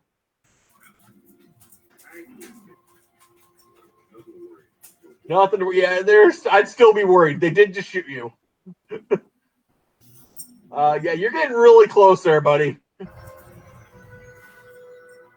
Which, granted, I do know if in military intercept procedure, if the planes will kind of get pretty close to be able to see inside, but yeah, generally it's not that damn close. And yeah, they're not going to fly you through the buildings like No. either. They're going to have you go like above this was the all buildings added and then come after the down. fact, though. This looks like CGI. Yeah. Well, it is. I mean, in the original, you don't actually see the landing. That's what I thought. Yeah. In the original, you see him. I think you see him fly by the buildings, but you don't actually see the ship landing or anything. That all looked CGI. Yep. Like the buildings to the that could actually be a backdrop. Yeah. Because I remember this was another major like talking point Lucas had when I watched the 97 remastered versions is how he added the windows whenever they go inside in the hallways because like he always wanted you to be able to see more of the city, and they just didn't have the technology back then. Yeah, here, keep your eyes open. Yeah, and here I love this. Apparently, if I remember correctly, this was Billy D. Williams' idea, like actually having confrontation. I mean, obviously there was this like scripted to be like, yeah, I love that. I've seen Billy D. Williams at a con. Yeah, I saw him at Colorado Springs Comic-Con actually a few years ago. Yeah, man. Although I want to. He doesn't remember a lot of this anymore. It was a long time ago. So it was. It was almost 50 years ago. So yeah, like the poor guy, because everybody just had questions about like this and that, and you could tell in his eyes he was just like, I don't remember. Yeah, I have a story about that later. But what I want to point out is that you see when Lando comes out, there's an entire security detail with them. And then after he starts hugging them, you see Lobot turn around and point them away, and they all go away. It's like that's literally just like prank achieved. You're good. Yeah. But yeah, no. Phil Tippett, who did a lot of especially a lot of the puppetry, especially in the later ones with like all the Ewoks and stuff like that.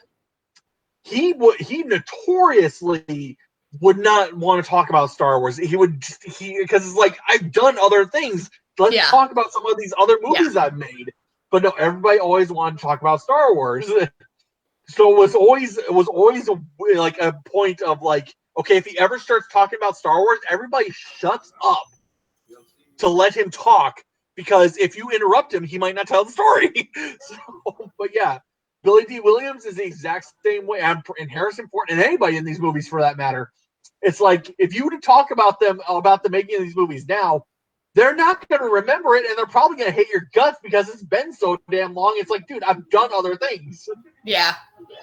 Except for maybe Carrie Fisher, because like I said in the last movie, she went out and did a lot of cocaine. Well, I think Mark Hamill likes talking about it too, because you see on his Twitter all the time, he'll make comments, he'll respond to fans. Like Mark Hamill just has fun. Yeah, Mark Hamill owns. Mark Hamill basically said, Mark Hamill owns this, because he doesn't just go, oh yeah, I was in this movie. He goes all out into it. Like I said, he'll respond to like other people's tweets. Like if somebody makes a comment about Luke Skywalker, he usually like responds. Yeah. I think he knows more about Star Wars than I do. So just think about that for a minute, because I know every damn thing.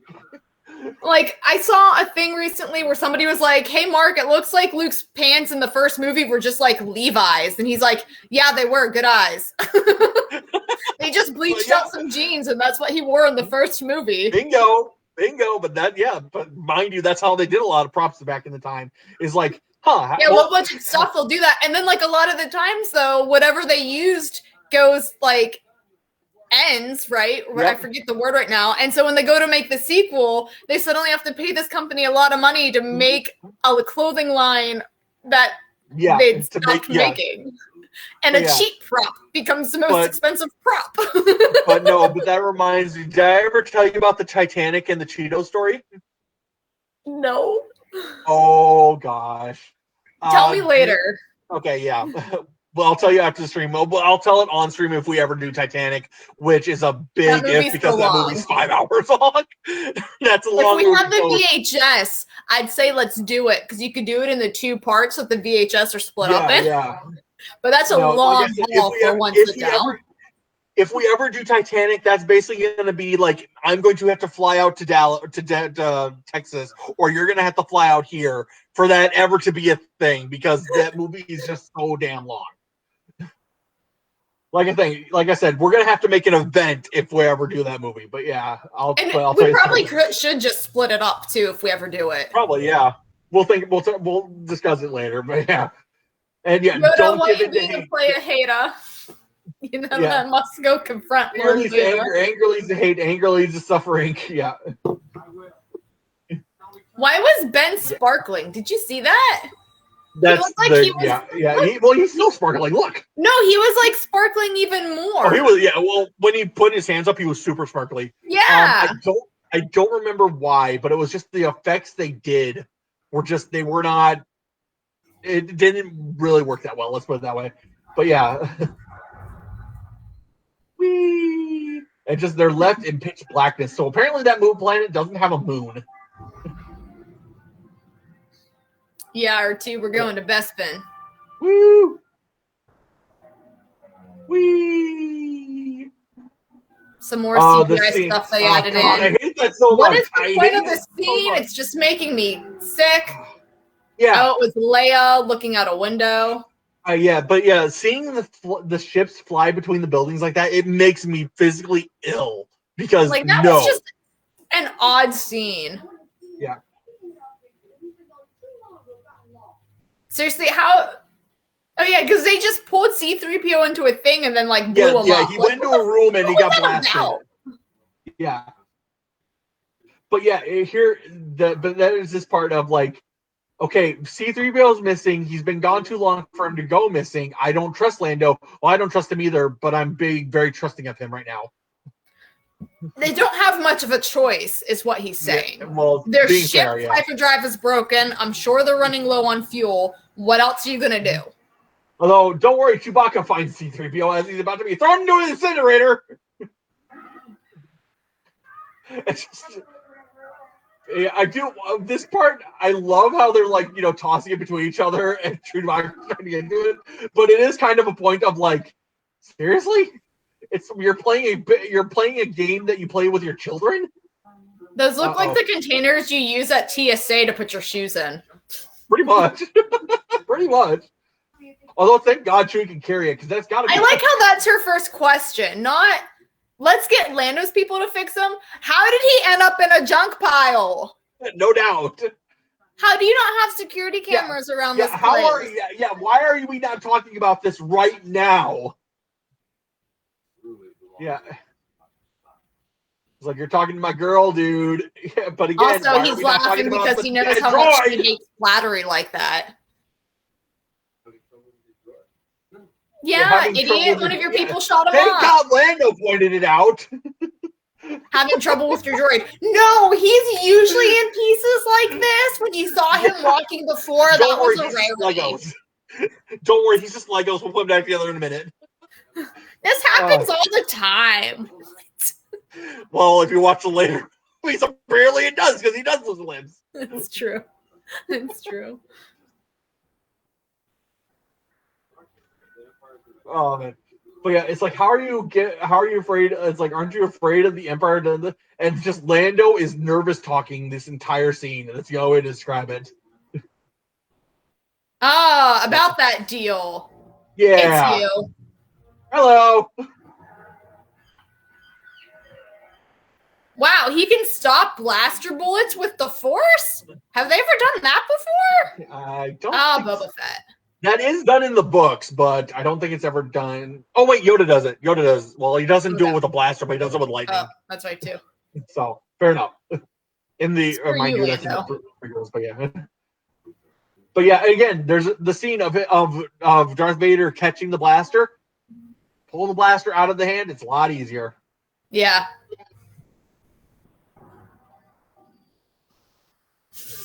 Whee! I wasn't ready to meet the in-laws yet, Lando. Thanks. That is perfect. You didn't warn me about the in-laws, man. You didn't warn me your dad was crazy.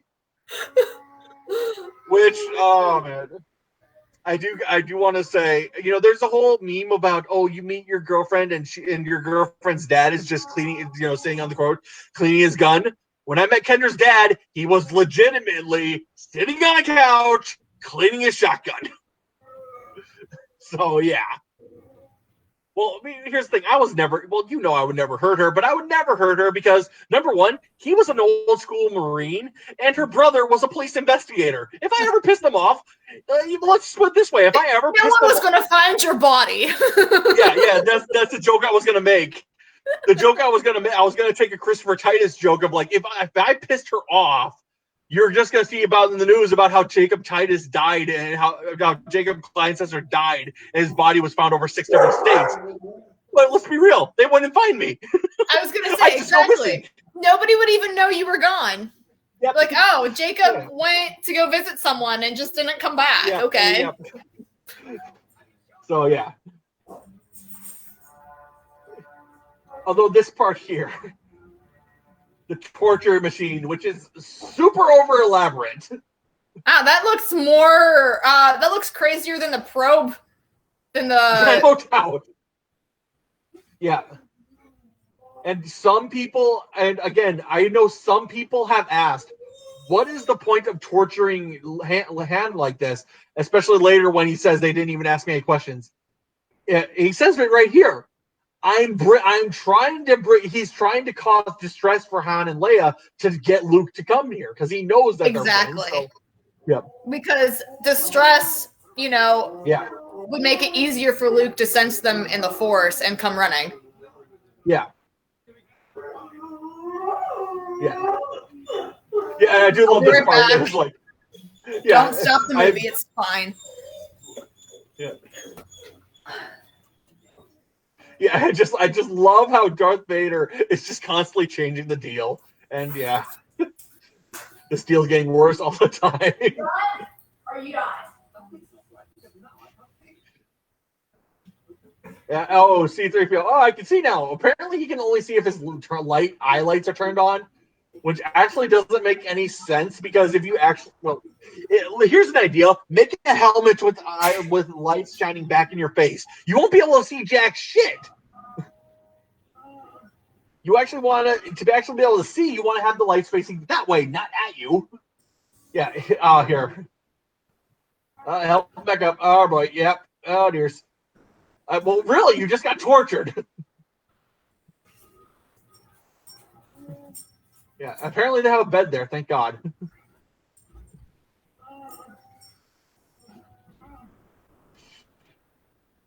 Yeah. And here. Yeah. Why are they doing this? They didn't even ask me any questions. Yeah. Like I said, they're trying to draw Luke to, and I know so many people who apparently can't put two and two together. It bugs me. Yeah, and yeah, he's pissed. Leave. I do love how Lando is like filling them in. It's like, okay, he's gonna help, but it's like, yeah, here, allow me to explain the point. Yep, thank you.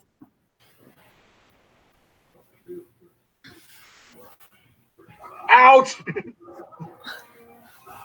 For someone who has just been physically tortured a lot, he had a... Yeah, he had a really good... punch there. That was quite a haymaker. Oh. Yeah. Yeah, here... This wasn't part of the deal. Yeah, well, he already... You're dealing with the Empire. Did you think they were going to keep their end of the bargain? Yep. I've altered the deal. Pray I do not alter it further. Like, what were you thinking? Yeah.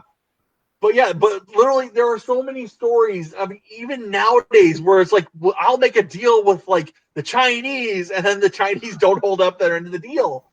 And I mean, oh God, there's one prime example I can think of where a British general, this is way back when Britain still owned India, but he thought, oh, these Afghans, they can be trusted. So he went to the Afghans to be like, okay, let's negotiate a deal. What the Afghans do when he got there? Captured. Yeah, I do not want the Emperor's prize damaged. So we're gonna test it on Captain Solo. Why? Yeah, here an X-wing. Thank God he doesn't have to worry about the other fighters coming in and telling him to land here. Which, considering that ship was underwater, it looks in surprisingly good condition. Yeah. That's what I mean. They fixed it up real fast. Yeah. Also, how much training did Luke actually have before he left Yoda there? Yeah, no doubt. Yeah. Which is that's another thing I could talk about in the original timeline, but I won't get into it here because it's a long story. Yeah. Okay, they're going to tell us this on Han Solo. Why do they have literally everybody here to test this? Yep. Yeah, and there we got Boba Fett, who has always ever been a bad guy, has never ever been a good guy, and the endless pitch of just Chewie throwing these people overboard. Yeah, so there we go. I'm not ready to die. Yeah, and Han speaking, it's like Chewie, save your strength. There's no time to fight. Yeah. But yeah, Boba Fett has been a bad guy. He has always been a bad guy until Disney decided that he's a good guy. I guess I don't know. He's an anti-hero. He's a mercenary. Yeah. It's not like he's only a bad guy right now because he's working against the protagonist of this movie. Here. You remember? Yeah. How I said Harrison Ford? That line. Everybody knows that. Yep. Because in the original script, he was supposed to say "I love you too." Yeah. No, but Harrison Ford was like, no, it needs to be this. I like how he's all tied up right now. Yeah. Although that reminds me of another fun story about how during the filming of this scene in particular, just everything was going wrong, and Irving Kershner is just like getting pissed off because nothing's working right. And David Prowse, who's the body of Darth Vader, just comes up and is like, "Look, I know you're busy, but I have a new book about bodybuilding if you want to read it." And mind you, if I were Irving Kershner, I'd probably just be like, "Go away." But apparently Irving Kershner just looked at him and goes, "I would love that, thank you." And apparently it was during the filming of this scene because apparently just nothing was working right. Like the arm wouldn't come down all the way. Shit was not going properly. Yeah, but this part is another thing that I like in the movie, but I don't like how they do, because in the Clone Wars they did the exact same thing where they put a bunch of Jedi, like Obi-Wan, I forget all the Jedi, but Obi-Wan, Luke, or Anakin, excuse me, in cryo freeze. It's like, if you've done it before, why are you worried about it killing him? I think it's this facility specifically because Vader did say that it was a crude setup. It should work. Like, I don't think they've used this facility to, like, carbon freeze people. I think that's what the worry was. Maybe, but still, like I said, it's one of those things that bugs me, or it's like, why? What? I don't like how they did it in the Clone Wars, just because it's like, why would you ever put yourself in carbon freeze? I mean, I get it for the story, but still. Yeah. Skywalker has just landed. Good. See, they finds his way here. Which Luke apparently is really bad. Like we said earlier, is very, very bad at putting two and two together to realize he's being led into a freaking trap. Yeah, here we go. I'm altering the deal. Not alter it further. Yeah. Yeah, Lando is getting pissed. Like, Lando is obviously usually out for himself, but he's got a heart. Yeah. He's like, I screwed you guys over so that my business will be left alone, but this isn't what I signed up for. Yeah, what's the line of man of honor and a den of thieves? Yeah. Yep. Here, Boba Fett walking by, and the thing apparently gravity, because gravity doesn't mind it, or it has a magnet, or it can float. That's all we know.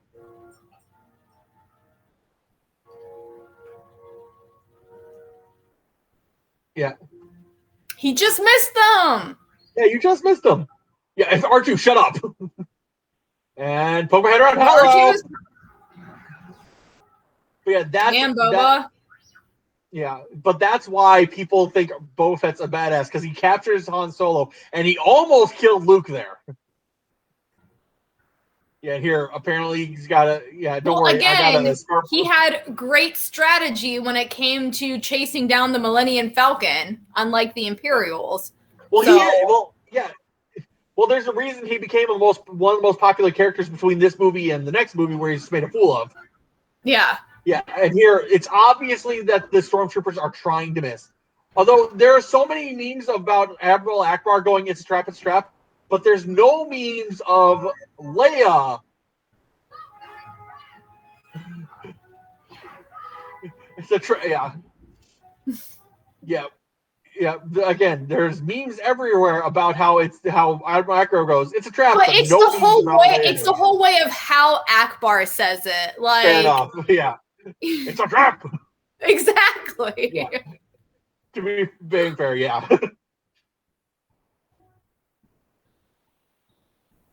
Yeah, and R2. Oh no, the door closed. Which there was a pretty big ledge there. I don't know if R2D2 Wait, where the heck did he find that little manhole elevator? How did he get here? What just happened? Yeah, no doubt. I think he's wondering that too. He's like, how did I get here? Yeah. Notice he's holding his blaster and he puts it away for some reason. No, open with that. Well, I mean, if he's going against Vader, obviously the blaster's going to be useless. He probably knows that. Also, but here's what you should. My sister has a Christmas tree ornament of Darth Vader, and every time you turn the lights on, that's what it says. It's like, nice. Like, hi, young Skywalker, but you're not a Jedi yet. Yep. No, but here's what you should do. That's Christmas. Hold the lightsaber in your right hand, hold the blaster in your left hand, attack him with your lightsaber, and then shoot his ass. Because he can't do two things at once. Yeah, but I do love this part here. Look at how Darth Vader's fighting. He's only using one hand because it's like, I don't even need to try. Yep. Yes, release your anger. Just go, just do it. Come on. Yeah. And obviously, they did not bring back the tools they used for the first one. Obviously, they are actually using. I don't know if they had carbon fiber at this time, but they're using actual like rods and actually striking them because the tool, like I said, the little props they used for the first time, they were just so fragile and would break so often that they just said, "Screw it, we'll just do it in special effects." I do love this. He puts the guns in Leia's hands. So it's like, okay, it's obviously I'm helping you, but as soon as I uncuff you, you're gonna strangle me. Yeah, but mind you, I do not blame Chewie for this. Yeah, he's trying to talk while he's being strangled. I like how he's pronouncing Han like Han. Like, how did no one correct him? Fair. It's hard to talk when you're being strangled. But no, like, that's the thing. Like, that was one of the questions, like, somebody tried asking him at the panel, and he just didn't remember that he was pronouncing it wrong, because I guess no one ever said anything. But again, that's one of the reasons why I love the Solo movie, because they felt the need to explain it. But it's just a joke between the two for Lando not to pronounce his name correctly, because why not? Yeah. Although it should be pointed out, he's lucky he didn't pass out while being strangled like that, because you actually have an artery on the side of your neck, and if you put pressure on that, you go out. You pass out. And I remember hearing stories about, like, one of my best friends got into a fight in high school, or a junior high, excuse me, but he literally ended up getting the guy in a neck hold, all he knows is he's holding the guy like this, and all of a sudden he just went limp. Because he applied pressure to that artery and the guy passed out. Yeah. Which, mind you, I was not in that fight. I did not get suspended for that. So I watched the fight, but I was not in it. And you can't get in trouble for watching people fight. Yeah, you have much to learn, young Skywalker. Yeah, you'll find I'm full of surprises. No, you're not. You just lost your lightsaber. Whee! I was going to say, this is the first time you've ever fought with a lightsaber, do you even really know how to use that thing? Yeah. Although every time I see him rolling down the stairs, that reminds me of a story my parents tell me all the time about how when I was little, like I was an infant, I was in like one of those walkers. Oh, here we go. Here, never mind. There was another story I wanted to mention earlier. It's like, okay. Yeah, Perez is not as strong as ever thought. How did he miss him jump out? Hold on. Okay, jumping out of that is impressive, but him climbing up 2 feet more is most impressive. Yeah. Oh yeah. Yeah, well, it's like we mentioned earlier when the ship sank. It's like, yeah, the ship sank 2 feet. How is this a big difference? Yeah. But the story I was saying, but apparently like I said, when I was a little kid, when I was learning to walk, I was in like one of those walker things. But apparently I tried to go downstairs, and there was like a little landing, like it was because the way the house was set up, it was like there was 3 steps down and then a little landing, and then the rest of the stairs was going this way. So I rolled down the 3 steps, and then I landed, and then my parents come around because they heard the noise and me crying, and they just walk around, and they see my legs sticking out of the stroller upside down, and they tell me that story every time. So every time I see make those walkers, I know a few. Like my neighbors fell down the stairs in one of those as well. Yeah. Like they're actually quite dangerous. Turns out. Yes, they are. Well, mind you, a lot of shit in the early days were dangerous. That's fair. People don't really think things all the way through. Yeah. No, there was one. Like I remember one. There was a floating, like a device that you would like put your kid to you give a kid a bath. A little floaty device that would keep them above water. The problem was it made the kid so top heavy they would flip over. Oh damn! So they had to be underwater. So I mean, it worked great if you put it on upside down. But yeah, and here Darth Vader just being fuck you. It's just throwing like shit Vader going. Only your hatred can defeat me. I feel like Darth Vader. Emperor Palpatine should have used that angle more to get him to go to the bad side. Yeah. I just don't like the prequels. It just doesn't line up with the stuff that happens in these movies. Yeah, ouch. Oh my god, Luke, calm down. Yeah. But but like you said, it's you're panicking about it, and that's why you're missing all these things. Whee! Which, mind you, if the pressure differential was so bad that you get sucked out like that, I don't think you'd be surviving. I don't think there's enough air for you to live if there was that much of a pressure differential. Right. Although, this part here where he's just like, this is a very bad day. He's like, maybe I should have thought this through better. This is... Yeah, well, like Family Guy has the prime example of like, I would give my right hand for this day to just end. It's just like, this is not a good day for you. And where R2-D2 can just apparently hack any system. Don't worry. Yeah, the Empire's taking control of the city. I advise everybody to leave before more troops arrive. Don't worry. This is your house, but just don't worry about it. Yeah, you get fucked up.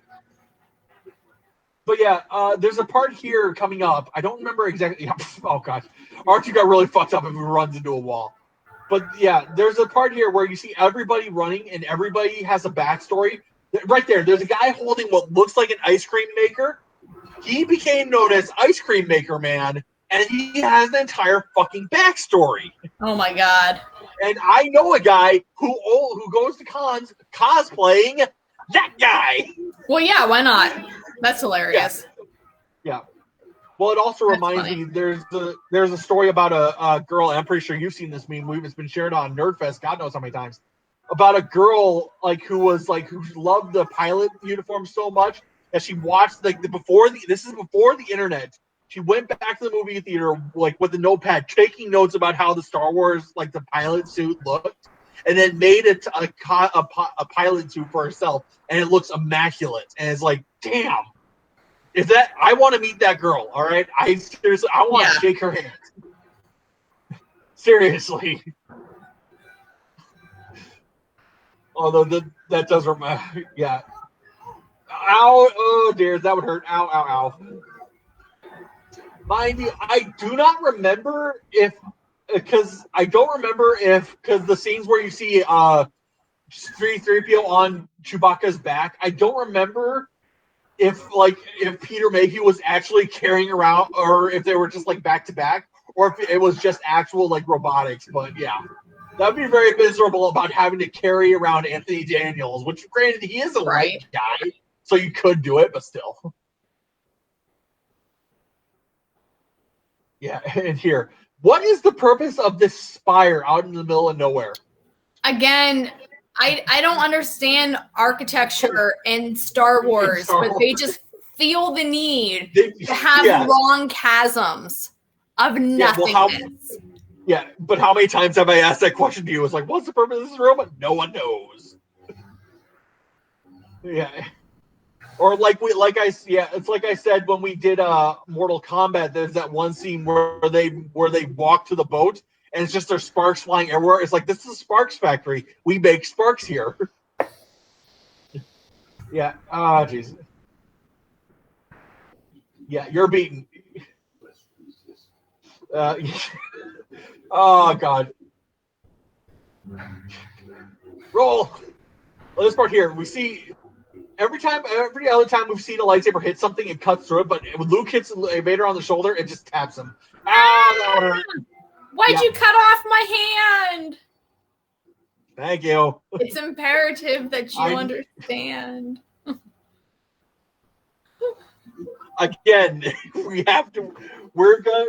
Normally we pause. Normally we stop after the movie's done. We are going to make an exception here so we can watch that wrap just to get out of here. Yeah. Yeah. Yeah. And by the way, in the original script, it was not Luke, I am your father. This was added like last minute, which because in the original script, it's Obi-Wan. He told me you killed him. Yeah. No, in the original script, it's Obi-Wan kills your father.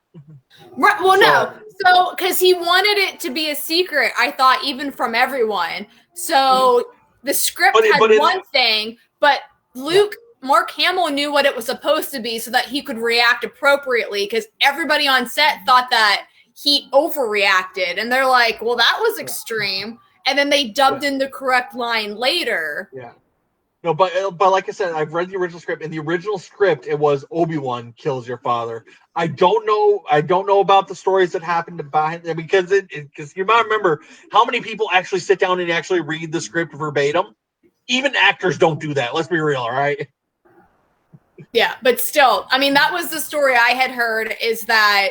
like I said, it's possible both are true. They dubbed in that line after the fact because they didn't want even the actors on set, or anyone involved with the movie, to know the twist so that they couldn't spoil it. Whee! Although... Also, what we need to watch when we're done with all of these movies is the Lego Holiday Special, because it's hilarious. All right. That's gotta be on Disney, isn't it? It's on Disney Plus. Okay, yeah. So yeah, we'll add that once we're done with the Return of the Jedi. Although, thank God there was that little hole that you flew through, and oh no, there's no little hole. Whee! What's the purpose of those tubings? Apparently, that's garbage tubings, and there goes your hand. Yeah. Although this part here, where he's like, okay, I gotta climb back up, dude. My question is, okay, how is that sensor has a guy hanging off it? How is that sensor not reporting a problem? Because most radars... because obviously, if he's on some kind of, antenna, he's got to be messing with the reception and stuff, right? Yeah. Mm-hmm. Yeah, and here. Yeah, and it's like, okay, he's trying to climb. Dude, he's got one hand. Yeah. He's got to be in severe pain from losing his other hand. Yeah. My suggestion for you would just be, okay, hold the fuck on. Don't stop trying to climb up. Just hold the fuck onto it and try to figure out a plan later. Yeah. Although, thank God, Leia can. Yeah. There's this scene where, thank God. Yeah. And your dog is barking. Yeah, I know. Bash! Bash, come here! Don't you love how you can tell your dog's barks apart? You can, right? That's it. Yeah. He's listening. It's all right. Yeah, I do love. Yeah, in this part here, it's like we're gonna turn around. We gotta go save Luke. Are you sure you want? It's like Chewie freaks out. All right, let the Wookiee win. Yeah, that part does kind of bug me. It's like alert my Star Destroyer for my arrival. Even the bad guys call them Star Destroyers, which does kind of bug me. Look, someone's up there. Yeah, yeah. Again, thank God no one else knows. Yeah.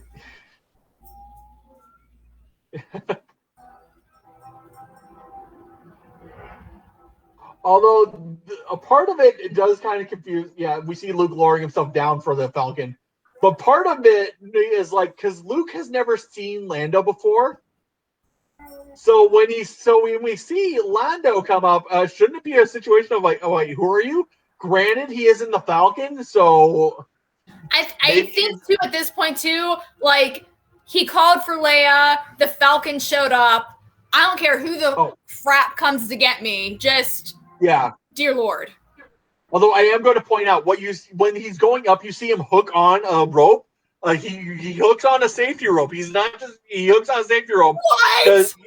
Yeah, you actually see him hook on a safety rope for when he rises up. And I mean, that's just a little shorthand of, okay, well, it's like on top, like when people work on high rises, they have safety ropes. Right. And, oh God, I have another story to tell you, but anyway, I have another story to tell you about that, but yeah. Okay, but seriously, how much training did Luke get if Leia hasn't even had time to change out of her jumpsuit?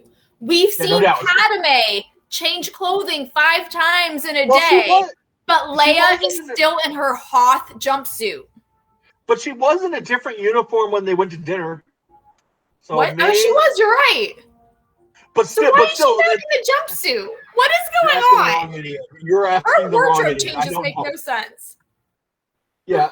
But here's the thing. Even with that, at most we're talking maybe a day. Maybe 2. It's certainly less than a week. All right.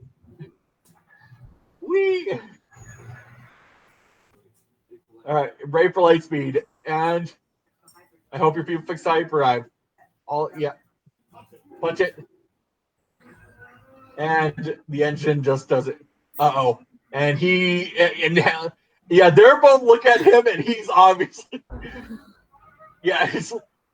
they told me they fixed it. It's not my fault. It's not my fault. Yeah, we trusted you. I love how Chewie just throws him into the chair. And he goes, it's like, okay, we're having a problem, but throws him past. Have you deactivated the prepare boarding party, set your weapons, they're stunned, yes.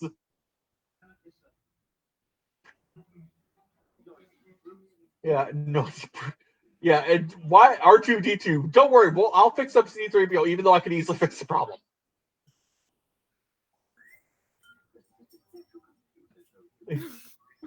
Yeah. You don't bear this. You don't bear this.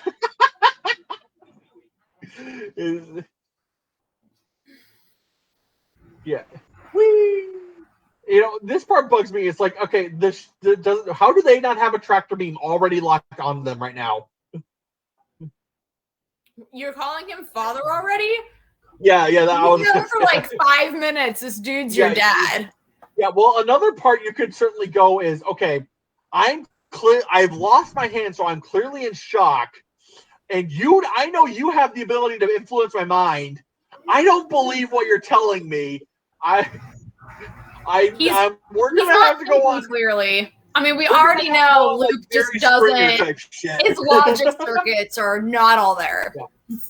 Yeah, we're gonna have to go on Jerry Springer to get this shit sorted out because I don't trust you. No, they need to go on Maury. Yeah, there's no. Yep, there you go. Vader, you are the father. Well, granted, Jerry Springer and Maury are pretty much the same damn shit almost. Yeah. But again, the Death Star had a tractor beam that could pull him in from a long way away. But the Star Trek fan, here's a question. R2, why did you spend all that time putting him halfway back together just to leave his leg when you go to turn on the thing? Why don't you just go why turn didn't on the thing he fix automatically? the hyperdrive earlier? If he Yeah. if he knew this whole time it was deactivated. Yeah, and this part here, everybody, just there's one character in particular I want to point out. Just in the background here, you'll see a guy holding a notepad. Just wait for it. Like Vader walks by, and just right here, the guy in the background, right there with the notepad. It's just like, I have nothing, because everybody's like, oh shit, who's he gonna strangle right now? And just that guy in the background is just like, I'm not here. I'm just here getting everybody's lunch orders. I have nothing to do with this. That's the only explanation I can have, because he's kind of nonchalant about it. He's just kind of like, oh, you just walk by. So it's just like he's just there to get everybody's lunch orders. It's the only way to describe it. But see, this is the part that always gets me. It's like, why do you have a planet set up for your pirate base? Why don't you just get on your ships and fly around? And yes, Han is wearing Solo's clothes. We all know. Don't ask me why. Apparently, there were no other clothes in his size. But yes, Lando is wearing Han's clothes. We all know. Don't ask me why, though. Don't they know that he was taken for Jabba the Hutt? They know who had a price on his head. Yeah. They know, but apparently it took them 2-3 years to actually go get him. Yeah. Ow. Although, mind you, the reason that it looks like actual synthetic skin in this is because it's a shitload easier to have him just use his hand. It's just, it's a lot easier to have you just use your hand versus we're going to add CGI bullshit to your arm. Also, remember, that was his right hand there, wasn't it? Yep. Because I'm pretty sure in the next movie, his left hand's the one there is a scene, yes. I was going to point it out when we get to it, but there is a scene where it's his left hand. So, yeah, I was going to point it out when we get to it, but yeah. I mean, we'll point it out again. I was just pointing out that was definitely his right hand we saw. Yeah. Yeah. But yeah, this is how you actually would run a rebellion, is you wouldn't set up a planet, you would just just be on ships. That way you can never be pinned down and you can always run. Irvin Kershner, director, yep. Which, mind you, an easy way to remember who directed this, think of the Muppet Chef, Irvin Kershner. That's how I remembered it early on. If you just remember the Muppet Chef and just remember the noise he makes, you go Irvin Kershner. That's how I remembered it early on. Wow. When I was a kid, that's how I got myself to remember the director. Which I don't remember who told me that, or I think it was my dad, but I don't know. But yeah. Yeah, Kenny Baker, yeah, and all the guys, yeah, David Prowse as Darth Vader. So I'm looking. Okay, is Billy D, yeah, looking for do they have the voice of Darth Vader? Apparently not. No, I don't think so. Oh, apparently not. That's unfortunate. Didn't they have it in the other one? Because I remember they did. Oh, you're right, they did. Because according to IMDb, remember, he's not credited. They must have added it in after the fact. So, yeah, and then performed by the London Symphony Orchestra, let's get credits here, even though they freaking minimize here. Hold on 1 second. Let's see. Get Darth Vader. Voice of the Emperor, which is not the Emperor. Yeah. How did the voice of the Emperor get credit, but not the voice of Darth Vader? Yeah, I know. I'm wondering that too. You would hope it is. Well, apparently not. Wow. That's a fail. All right. So everybody, now that the movie's over, we are to give her. You put a tiara. You always have a tiara on when we do these. It's fun. Fair enough. Granted, I have my hats that I usually wear, so maybe I should start wearing that. All right. So now everybody go to YouTube We are now going to watch Marie's favorite YouTube video ever. I mean, to be fair, when I watched this nonstop and learned all the lyrics, it wasn't on YouTube because YouTube didn't exist. Yeah, YouTube. YouTube. I think it was on what, Newegg or Newgrounds. Yeah. Newgrounds. I think it would have had to have been New Wave because Newgrounds wasn't really. Well, Newgrounds never really took off. I watched all kinds of crap on Newgrounds. Fair enough. My favorites were always the Ego Raptor stuff. Like, can you share your screen and play it or no? Oh, I probably can. Hold on. I've never done this before, so give me a second. I gotta move my other old laptop out of the way. Because I have 2 laptops at the moment because I'm having problems getting my new one. Oh, yeah, I don't know how James used to do it for karaoke. I can probably do it. Hold on. Let me. Like I said, I have 2 laptops at the moment. YouTube into Google to get here. That was special. Star Wars gangsta rap. Okay, hold on. I like how even they did a special edition and remastered it, which honestly is a little bit better graphics wise. And it ends with fireworks, which is fun. Yeah. Okay. Okay, there's the wrap. Okay, so I got the wrap loaded up. Let me see how I can add it on. Hold on. Okay, okay, here we go. Maybe this will do it. Go. Aha! Whoa! Yeah. Whoa! Oh, dude.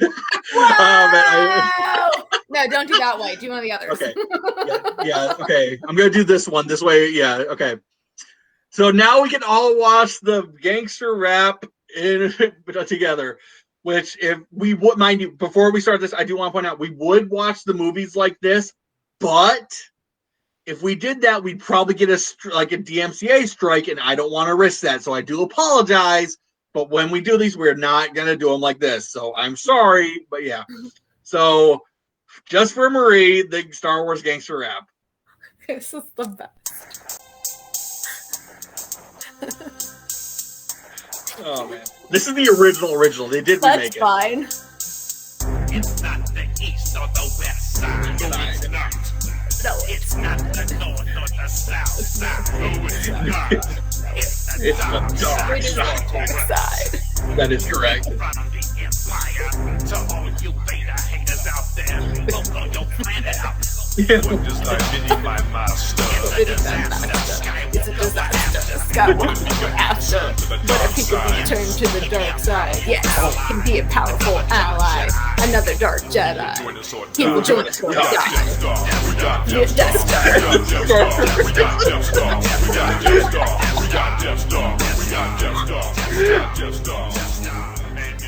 Yeah. And you know that we got it.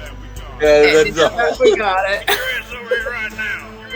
Well, I just thought of another video we should watch. Where them 2 droids I asked you to play, boy? In your room? I'm glowing. I know I'm on probation. I clean the toys. Can I go to the Can I go to the taxi station? I gotta lay away on the power to do it. Why are you treating me like a scruffy nerve herder? Oh, that's the one. Like, it's not even in order of the movies. I know.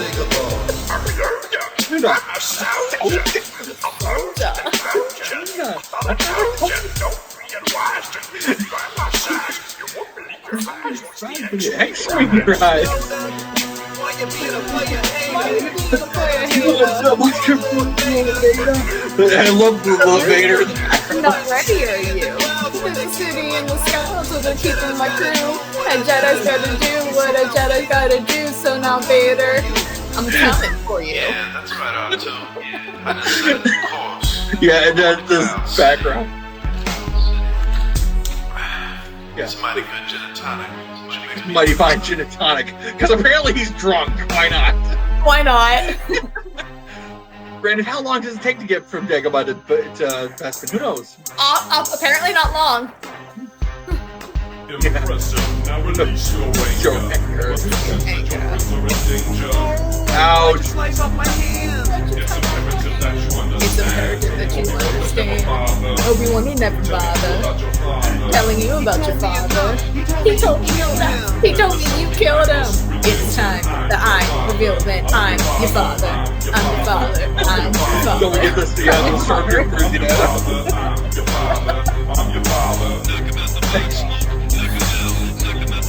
And we go back to Han Solo from the Yeah, end and of the Han first Solo movie. coming in, yeah. Alright. So that was, yeah. Although that reminds me, there's another video. Let me see if I can find it really quick.